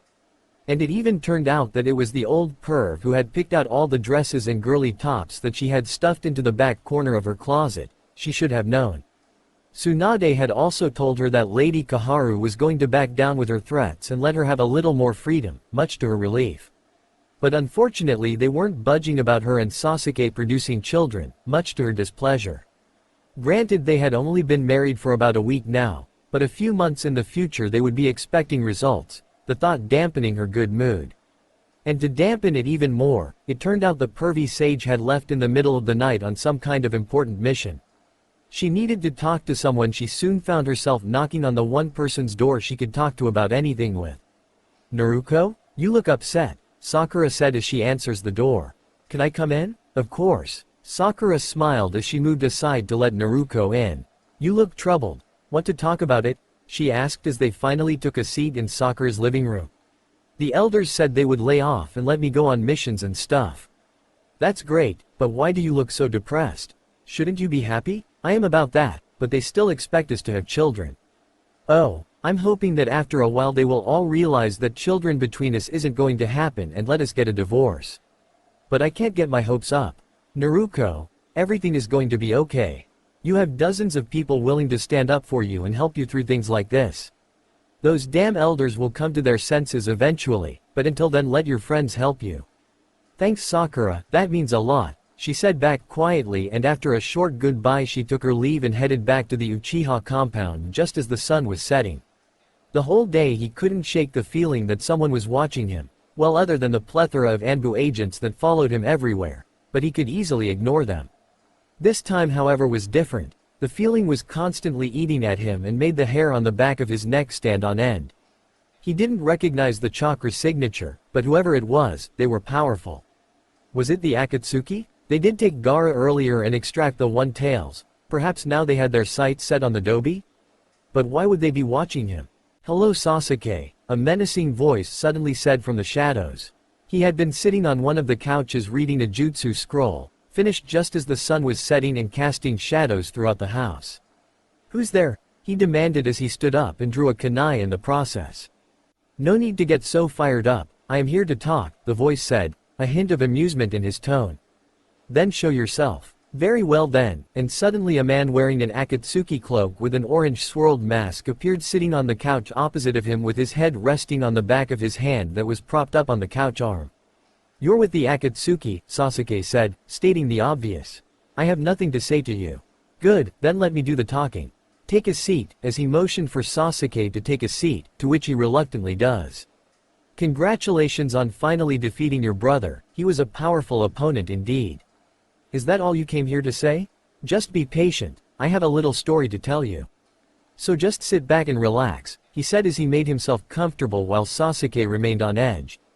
This story took place many years ago when a plot was being devised by a certain clan to take over the village and put one of their own in charge. But little did they know that one of their own was a spy, feeding their enemies with information. A few days before the coup was to take place, the spy was ordered to kill his entire clan to stop the coup from taking place. Because if the coup had succeeded, it was believed that another world war would have started as a result. So after the instigators and their families were killed, with the exception of one child, the spy was deemed a traitor and kicked out of the village, which he gladly accepted because the person he cared about most was safe. A little while later the spy was inducted into the most infamous criminal organization in existence. Then several years later the child he so desperately wished to protect killed him. The masked man finally finished, but Sasuke just sat there too stunned to say anything. Of course you know who I am talking about, your brother Itachi Uchiha. You're lying, Sasuke finally yelled out as he jumped off the couch. That bastard killed the clan just to test his own strength and left me alive to further test that strength. He didn't care about me. The only reason he let me live was so that he could take my eyes and gain the eternal Mangekyo Sharingan," he continued. His breaths were coming in aggravated gasps. "Everything I just told you was the truth. During your battle with him, Itachi was only pretending to be after your eyes so that you would be forced to exceed your limits and then be forced to rely on the chakra you absorbed from Orochimaru. He wanted to remove the curse that had been placed upon his precious little brother." "I don't believe you. You're lying. It is truth. I can even tell you who ordered Itachi to murder the entire Uchiha clan." "Who?" "The third Hokage as well as the elders and Danzo." "How do you know so much?" Sasuke stuttered. His mouth was unable to form words properly as he fell back onto the couch. "Because I was there that night and witnessed everything." "Who are you?" "I am Madara Uchiha." "Impossible. He was one of the founders of the Uchiha clan and died long ago." "Nothing is impossible, for I am immortal. Everyone just assumes I am dead." "But as I said earlier, congratulations on finally gaining your vengeance. As a reward I have a gift for you," he said as he tossed Sasuke a small vial. "Those are Itachi's eyes. I'm sure you've noticed your own eyes have started to fail you. Why are you giving them to me? What is the catch?" Sasuke asked with a raised eyebrow. "All you have to do is stay out of the way. Soon we will be coming for the 9 tails to whom you have recently been married to, even though you carry no feelings towards her. So when we come for her, don't interfere. I am also offering for you to come join me. Together we can make those who forced your brother to murder your clan to suffer, as well as all the others who have caused you pain. You don't have to decide now, but soon I will expect an answer." And with that he collapsed in on himself as he is sucked into the hole in his mask and disappeared, which left Sasuke sitting in the dark holding the small vial. When she had finally gotten back to the compound, she was startled when she turned on the lights to see Sasuke sitting in the dark holding something small in his hands. It looked as though he was deep in thought by the troubled look on his face. Not wanting to annoy him further, she went straight to the kitchen and heated up some leftovers before going to her room, but was stopped when she saw tears falling from his obsidian eyes. Immediately she put her plate on the table and rushed to sit down next to him. "Sasuke, is everything okay?" However, he just sat there staring down at the small item in his hands. Following his gaze down, her eyes open wide in surprise when she sees the vial. "Are those Itachi's eyes?" he whispered, finishing her sentence. Where did you get them?" He was crying. "They forced him to kill everyone." "What are you talking about? Forced to kill who?" "They forced him to kill everyone," he yelled at her as he stood. "Calm down," she said as calmly as she could as she too stood and looked him in the eyes. "What happened and how did you get Itachi's eyes?" "It's none of your damn business, Dobi. And don't tell me to calm down. Just leave me alone for once," he yelled as he stormed out of the room and slammed the door to his bedroom. "I swear sometimes I wish that I would have just left you there lying in your own blood," she yelled back as she went to her own room, her appetite completely forgotten. He was beyond angry, so much so that he couldn't think straight. He knew that he probably shouldn't have yelled at the Dobi because she was just trying to help, but he didn't care. Everything he thought he knew was wrong. Itachi hadn't killed everyone to test his own power. No, he was ordered to do it by his superiors and then forced to leave the village as a murderer and traitor. What should he do now? He couldn't leave because the moment his absence was noticed, Tsunade would activate the seal and kill him. And his eyes were beginning to fail him. Already he was having a hard time seeing things, and when he had fought with Naruko, many of the small wounds he had sustained were a result of that. Should he have them implanted in him? But who would do the operation? He couldn't go to Tsunade because then she would question where he got Itachi's eyes in the first place and they would be taken away. Maybe Sakura would do it for him? After all, she was obsessed with him and would do anything to please him. At least that's how she was when they were younger. Yeah, he would make Sakura do it so that he could obtain the power he would need to avenge his brother and family.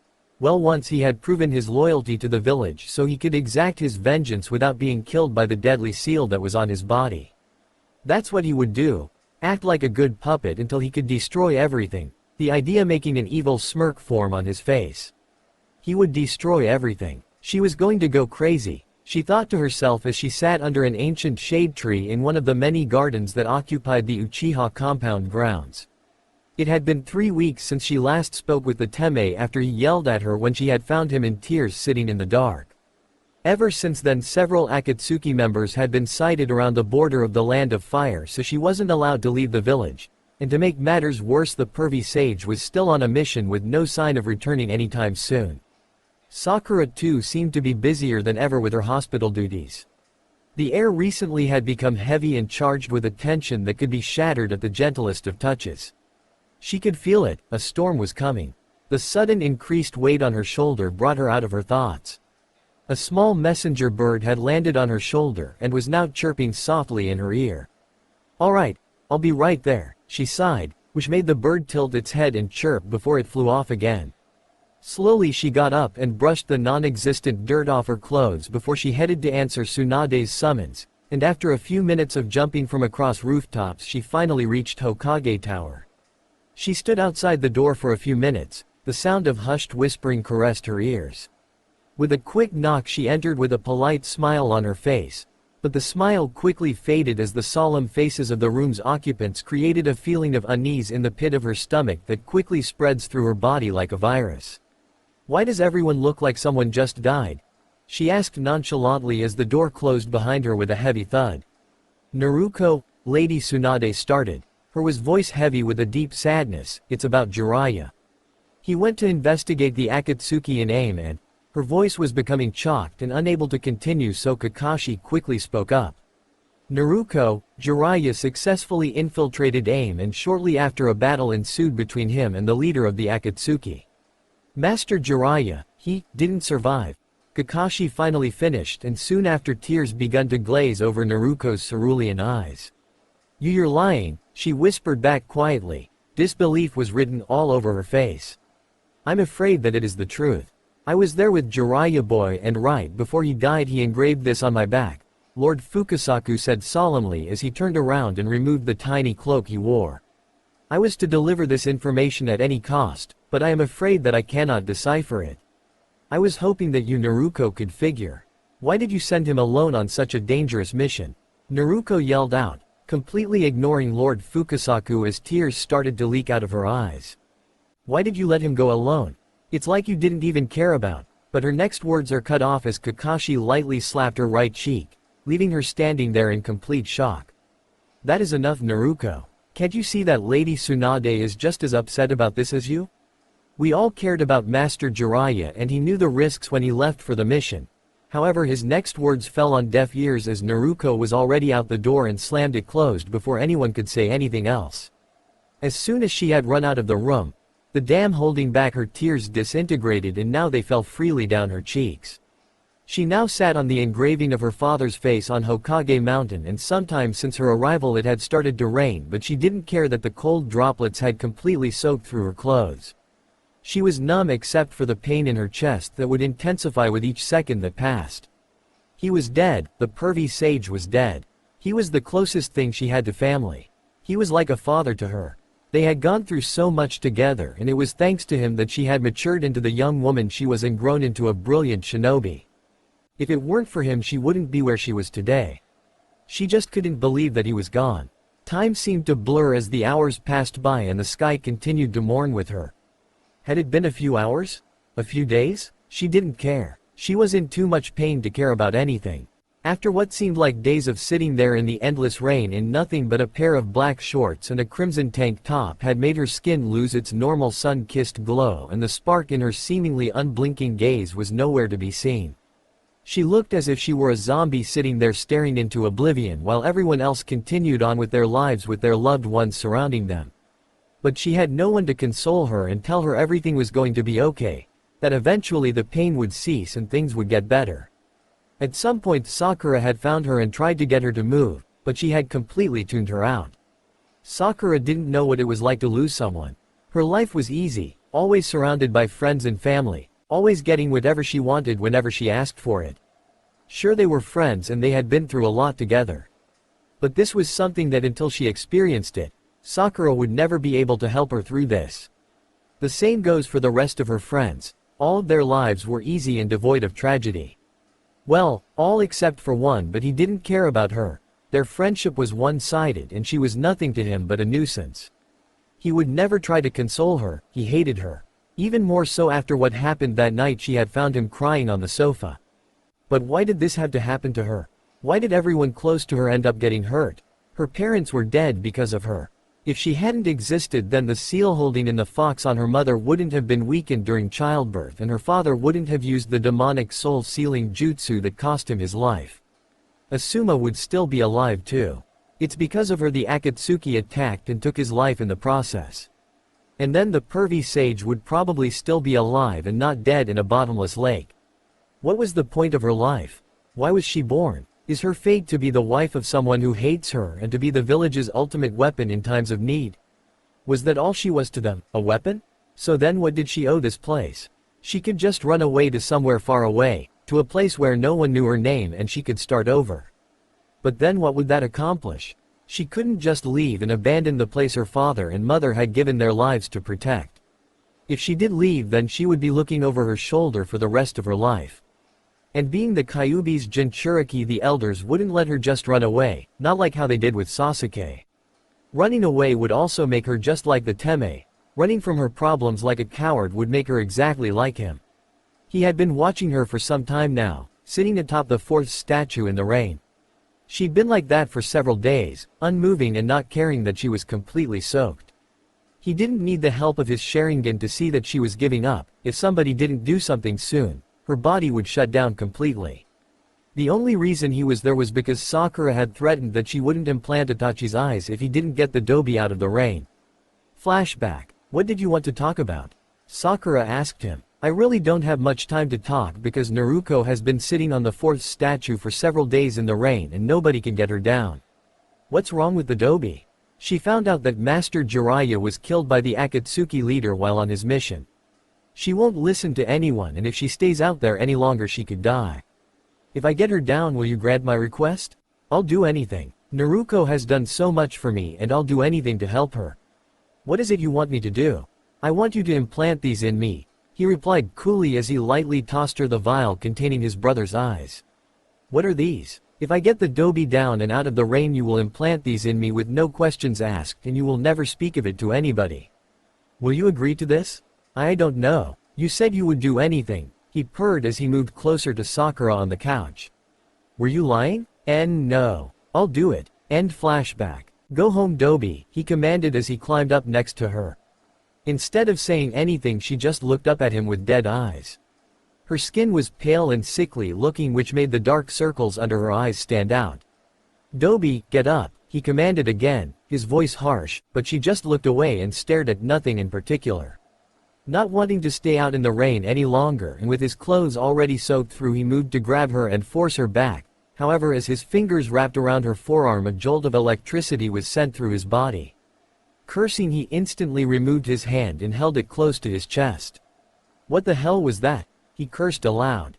After a few minutes he moved again to force her up, though more slowly this time, and again was rewarded with another shock. So this is why nobody can get you off this blasted statue.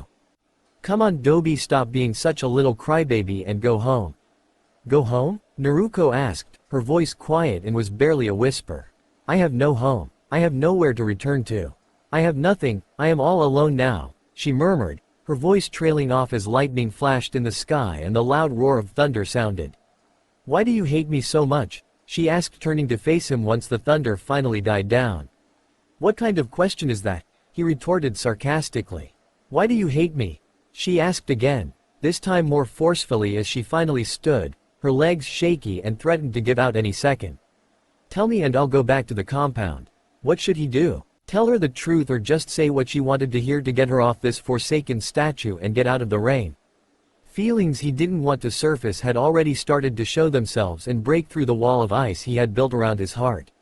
Not knowing what to do, he just stood there with a cold glare in his eyes.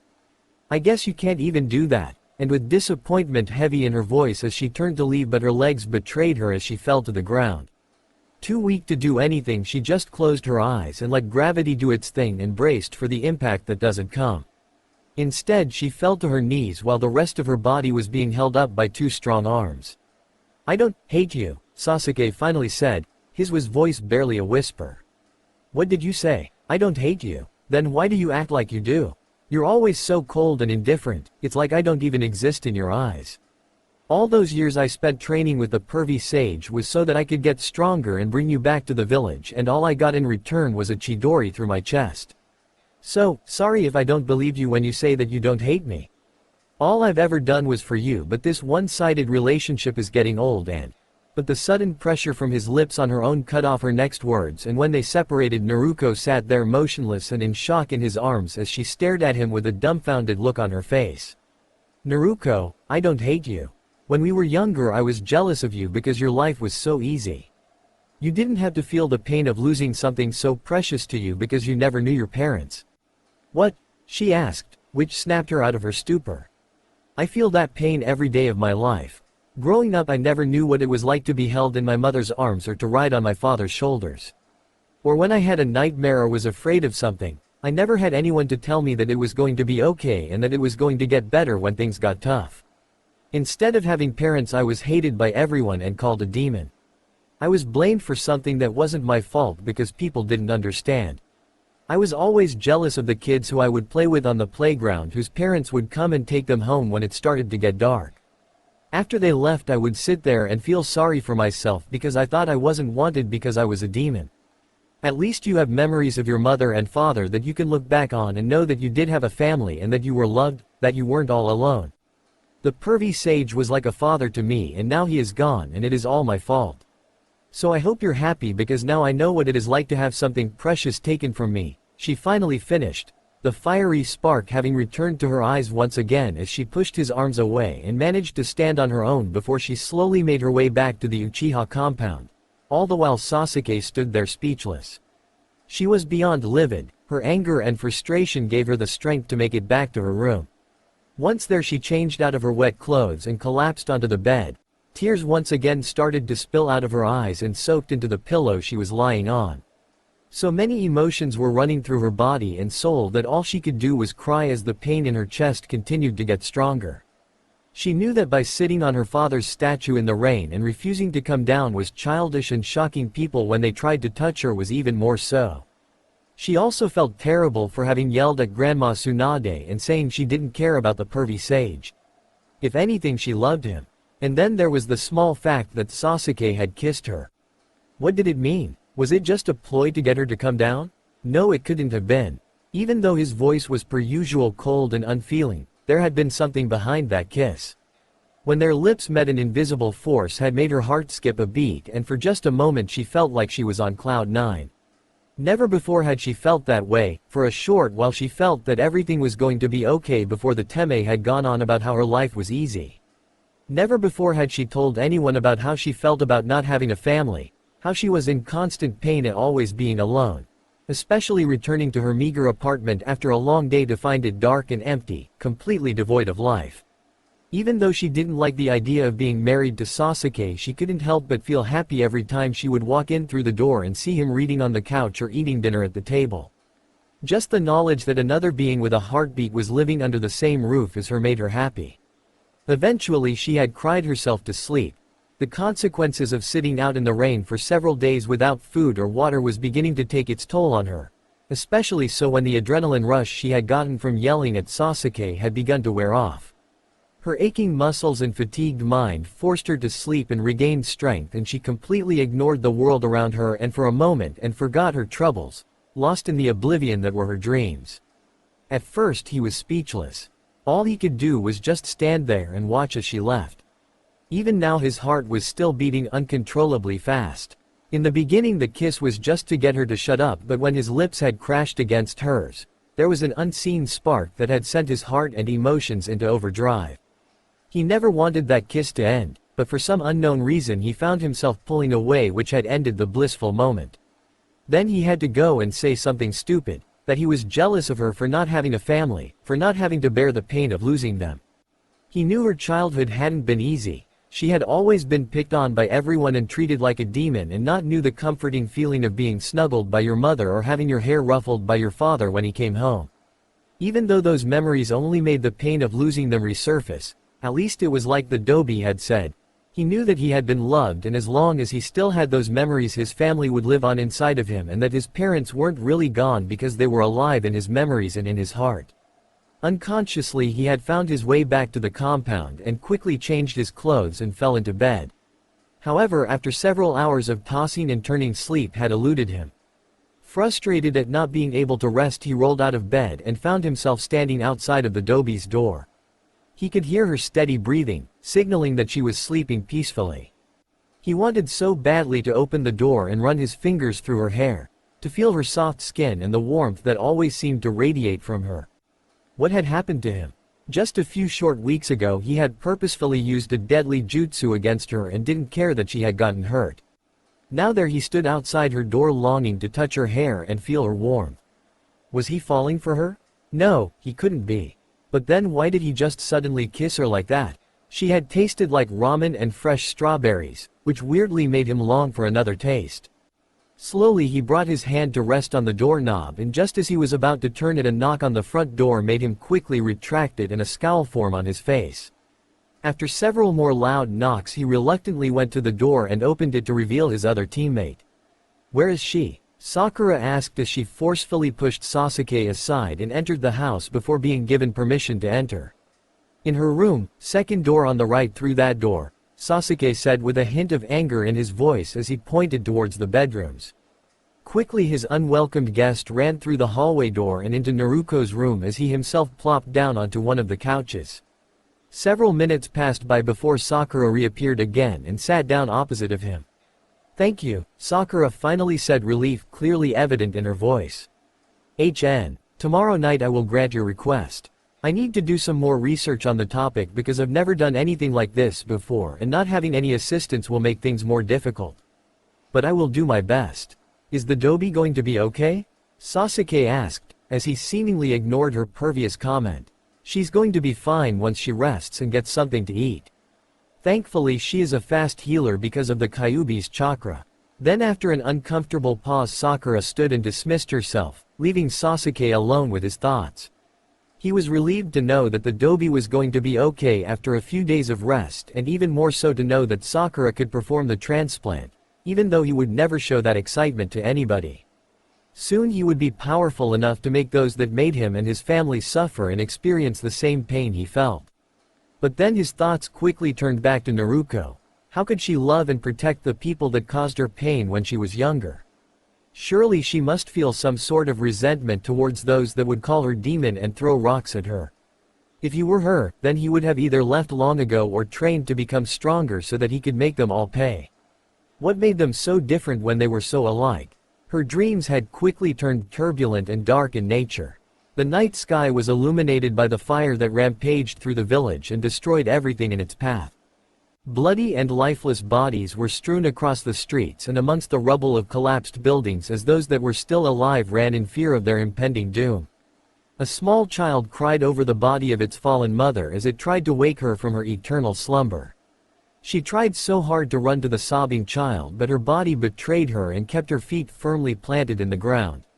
Suddenly the scene changed and she watched as each of her friends met their gruesome end, impaled by a metal bar, incinerated by a powerful jutsu, drowned in a water prison, neck broken by hands as they reached from the shadows. So much death.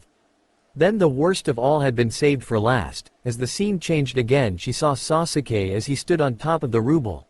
His clothes were torn and bloody with the crimson liquid of someone's lifeblood dripping from his sword. "Sasuke," she called out as she finally found her voice, which resulted in him turning around to look at her. His expression softened when his weary eyes fell upon her, which then a small smirk formed on his lips. He held out his hand and began to walk towards her as his sword fell from his other hand, which sent a metallic ring through the air when it hit the rubble. Just as he wrapped his arms around her he let out a grunt of pain and a small stream of crimson started to leak from between his lips. Slowly the light began to leave his eyes as his arms slipped from around her waist and fell limply at his sides. His knees buckled and his body was kept from falling over by his head resting on her stomach. Once he had collapsed she had a clear view of the murderer, a man who wore an Akatsuki cloak and his face was hidden by shadow. The faceless man let out a wicked laugh before he drove his kunai through her heart. A blood-curdling scream escaped from her throat as she sat up in her bed. A cold sweat covered her skin and soaked into her clothes. Uncontrollable tremors caused her body to convulse as she laid curled up in the fetal position. Suddenly her door swung open and slammed into the wall as a figure rushed in and wrapped its arms around her and cradled her body close to its own. They stayed like that for several hours until Sasuke noticed the sun had begun to rise in the sky, painting the horizon in bright oranges and crimsons. By now she had fallen asleep again. Her tears had subsided long ago as she fell once again into unconsciousness, only this time greeted by complete darkness and accompanied by a feeling of peace and warmth. He had heard her scream, the sound sent shivers down his spine and a feeling of fear through his soul. At first, thoughts of the Akatsuki coming to take her dominated his fears, but once he forcefully opened her door and had run into the room, his rapidly beating heart calmed slightly down. She was lying in her bed with her knees up to her chin and her arms wrapped around them protectively, sobbing uncontrollably. Without a second thought he ran over to her and wrapped his arms around her, softly cradling her head to his chest as he ran his fingers through her hair and rocked her back and forth gently. Eventually she had stopped crying and fallen asleep again in his arms, and not wanting to wake her he continued to hold her until his arms were numb and the sun had begun to breach the horizon. As if the slightest of movements would shatter her like brittle glass, he laid her down in the bed and tightly tucked her bright orange comforter around her. After one last look he silently closed the bedroom door before he left to go out to sit in the garden. He needed to think. He didn't know what he was feeling and how to deal with said emotions that made his heart beat fast and his soul feel lighter. When he first regained consciousness in the hospital all those weeks ago, he was filled with nothing but hatred and loneliness, but now he was experiencing something completely foreign to him. Why did he suddenly feel the need to protect the Dobi? Why did he kiss her earlier? That wasn't the first time he had wanted to do that. Something about her captivated him and he didn't know what it was. Was it her goofy smile that would make her eyes light up and sparkle like sapphires? Or was it her infectious laugh that sounded as though it belonged to a divine being? Perhaps it was her innocent and sometimes naive spirit that could change people and make them a better person. Was that what was happening to him? Had she changed him by breaking the shell of ice and hatred he had encased his heart in? Was there a future for them? Could he just forget about his revenge and live the rest of his life with her by his side and be content? Was there something he wanted more than vengeance? She didn't know how long she had slept after she fell asleep in Sasuke's arms, but she did know that now she felt better. Her arms and legs didn't feel like lead and her head was clear once again. Even though she did feel better, a feeling of unease made her throat dry and her heart beat rapidly. The tension she had felt in the air earlier seemed even more intense as she struggled to breathe in the saturated air. Beyond the sound of her breathing and her own heartbeat, she couldn't hear anything else. The Uchiha compound was on the village limits, far away from most of the rustle and bustle of the busy streets, but usually she could still hear the faint sounds of people who traded goods and children who played on the streets. But even now the birds no longer sung their songs. Still somewhat weak from having not eaten anything for probably several days, she slowly changed into her shinobi attire before she walked into the living room. It was completely empty and by the looks of it nobody had been around for a while. Closing her eyes she searched for any nearby chakra only to come up short. With the feeling of unease in her stomach having rapidly started to grow, she slipped on her zori and ran out the front door. However, what she saw next made her stop dead in her tracks. She had a feeling of dread in her stomach when she opened the door. Once outside it took several moments for her brain to register what she was seeing. Pure destruction. There wasn't a building in the entire village that had been left standing or completely intact. All that was left was rubble. The next thing that hit her were the bodies that littered the ground. Their eyes were frozen open in horror as they laid in pools of their own blood. Others were mangled beyond recognition as they laid half buried underneath large chunks of rock. To make the scene even more gruesome, not all of them were shinobi. A good portion of them had been civilians, some were even children. Unconsciously her feet had begun to move, carrying her deeper into the destruction and devastation. She wanted so desperately for all the horrible images before her to disappear as she delved deeper. Who would do this? Who would kill innocent children and civilians? Where was everybody? Were they all dead too? Why hadn't she woken up at the sound of her own village being massacred? The memory of the nightmare she had had earlier made her heart skip and her breath catch in her throat as she stumbled on a large piece of rubble. Quickly she recovered and continued to walk, stumbling occasionally, but each time she somehow found the strength to get back up and endure on. Eventually the piles of bodies became more frequent, felt in positions which suggested that they were trying to escape from their imminent doom. If this was another nightmare, why wouldn't she wake up? "Na Naruko," a weak voice called out, stopping her. Quickly she turned to the direction the voice came from and all too quickly found its source. "Hinata!" Naruko yelled out as she rushed to Hinata's side. Without hesitation she made quick work of the large steel beam that had fallen on her comrade. "Hinata, are you okay? What happened? Where is everyone? Who did this?" It was the Akatsuki, Hinata managed to say in between painful breaths. "I don't know where everyone else is. We got separated. Everything is going to be okay," Naruko whispered as tears glassed over her own eyes as she saw her friend lying there in pain. Her were clothes torn and her bodied and covered in nasty cuts. Remembering some of the medical jutsu that Sakura had taught her, Naruko channeled a portion of her chakra into her hands which made them glow a soft green. Immediately the effects could be seen as Hinata's expression softened and her breathing evened out. "I'm afraid this is all I can do. I've stopped all of the internal bleeding and also stopped you from bleeding out. You'll be safe here. I have to go find the others." "No, you have to get away from here. It is their leader, he has come for you." "All the more reason for me to find him. I've got a score to settle with him," Naruko said, with a fiery determination in her eyes, all of her previous fatigue and weakness forgotten. "I promise you I will make this guy pay for what he has done," and with that she disappeared in a whirl of leaves. "Pain," Tsunade cried out weakly, as she stood opposite of him at the bottom of Ground Zero. "I will not let you bring further death and destruction to my village. I will end this now." As quickly as her exhausted and injured muscles would let her, she pulled out a kunai and readied her attack, the Akatsuki leader doing the same.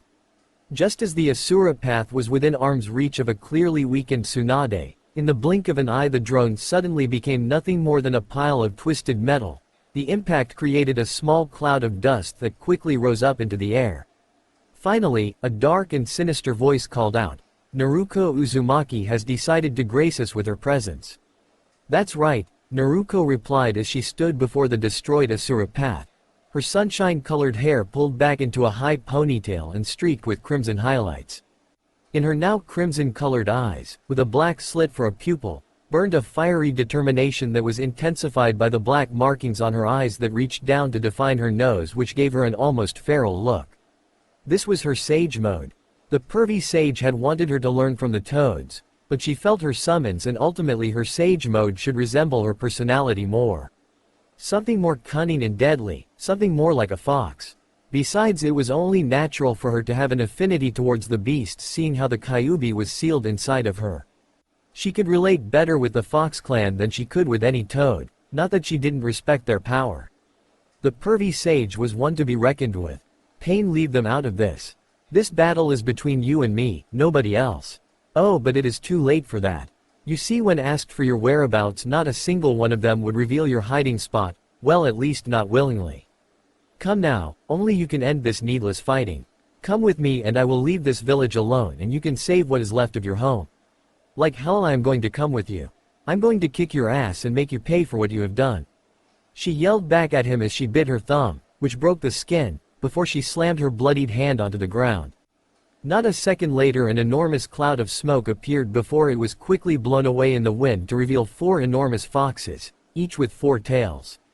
"Fuka, get Grandma Tsunade out of here to somewhere safe. Haruko, Daichi and Isamu, you're with me." "Yes, milady," they all responded in unison before Fuka, the smaller out of the 4, gently wrapped her claws around the battered Hokage and disappeared. Without further hesitation, Naruko created 2 shadow clones that appeared standing beside her, weaving a bright blue ball of spiraling chakra into her hand that quickly morphed into something entirely different. The ball began to spin faster with each rotation that gave off the appearance of a shuriken as a high-pitched whine filled the air. Having completed the new Rasengan, the 2 clones moved to the front and began to run towards the 5 paths that remained. Just as they made contact, they disappeared. Their cloud of smoke soon cut in half as the spiraling chakra sliced through it, speeding towards the different paths. Immediately they all scattered, all except the human path that quickly picked up the animal path before throwing it to safety. As it did so, Naruko's jutsu made contact with its unlucky victim, which expanded upon contact. The whine soon had become louder as the light that was being given off by the jutsu intensified. As soon as it had begun, it was over. At first the drone just stood there. Its face was contorted in agony and then slowly it began to fall. A triumphant smirk made its way onto Naruko's face, but was quickly forgotten once her enemy began their attacks anew. Without a word, the only female path crashed its hand down onto the ground and an enormous cloud of smoke ensued. Out of the smoke cloud ran a colossal three-headed dog adorned with the same piercings and ringed purple eyes. But the strange dog wasn't the cloud's only inhabitant. A bird equal in size and appearance swooped out, following the canine. Immediately, Haruko, Daichi and Isamu leapt into action. Knowing the three could handle the summoned demons, Naruko pushed them out of her mind and focused on her own battle. Just as she was about to make a move, Lord Fukasaku jumped in front of her. "Naruko girl, wait. Get out of my way, I need to take this guy down. Look what he did to the village," she growled out. "In time, but first you need to know something. With the help of Shikamaru we managed to decipher to Jiraiya boy's message." "Well, what did it say?" Naruko asked, her voice impatient. "We don't exactly know what it means, but the message was, the real one is not among them. And then those metal rods inside of them are some kind of chakra receivers. Do they have any weaknesses or blind spots? Not that we have been able to find. All of them are visually linked, so they practically have a 360-degree view. I will try to help you as much as I can." "No, I don't want any help. This is something I have to do," Naruko said firmly as she walked around the ancient frog. "Hey Lord Fukasaku, I don't sense anybody's chakra. Are they?" she had started to ask but let her voice trail off. "I'm not sure, but keep your focus on the battle ahead." Instead of saying anything, Naruko did as she was told and blocked out everything but the battle ahead. "So, they don't have a blind spot," she thought to herself as a sadistic grin spread across her face. "Guess I'll have to give them one." As fast as her muscles allowed, she formed several hand signs before slamming her hand down on the ground, summoning jutsu. Impenetrable darkness. A loud popping sound ensued as several cracks appeared in the earth. Seconds later, a thick black smoke started to leak out of the cracks and filled the air. The remaining peons stood there, their ringed eyes analyzing the strange smoke. Only seconds later, the smoke completely engulfed the small crater that was the battleground. Closing her eyes, the Kyuubi Jinchuriki let her natural instincts take over. Not only did the smoke render sight useless, it also made any kind of chakra sensing techniques ineffective. The jutsu also put the user at a disadvantage, but thanks to many years of practice, she was an expert at fighting blind. Since the jutsu had a time limit, she quickly got to work at finding her first victim, the summoning path.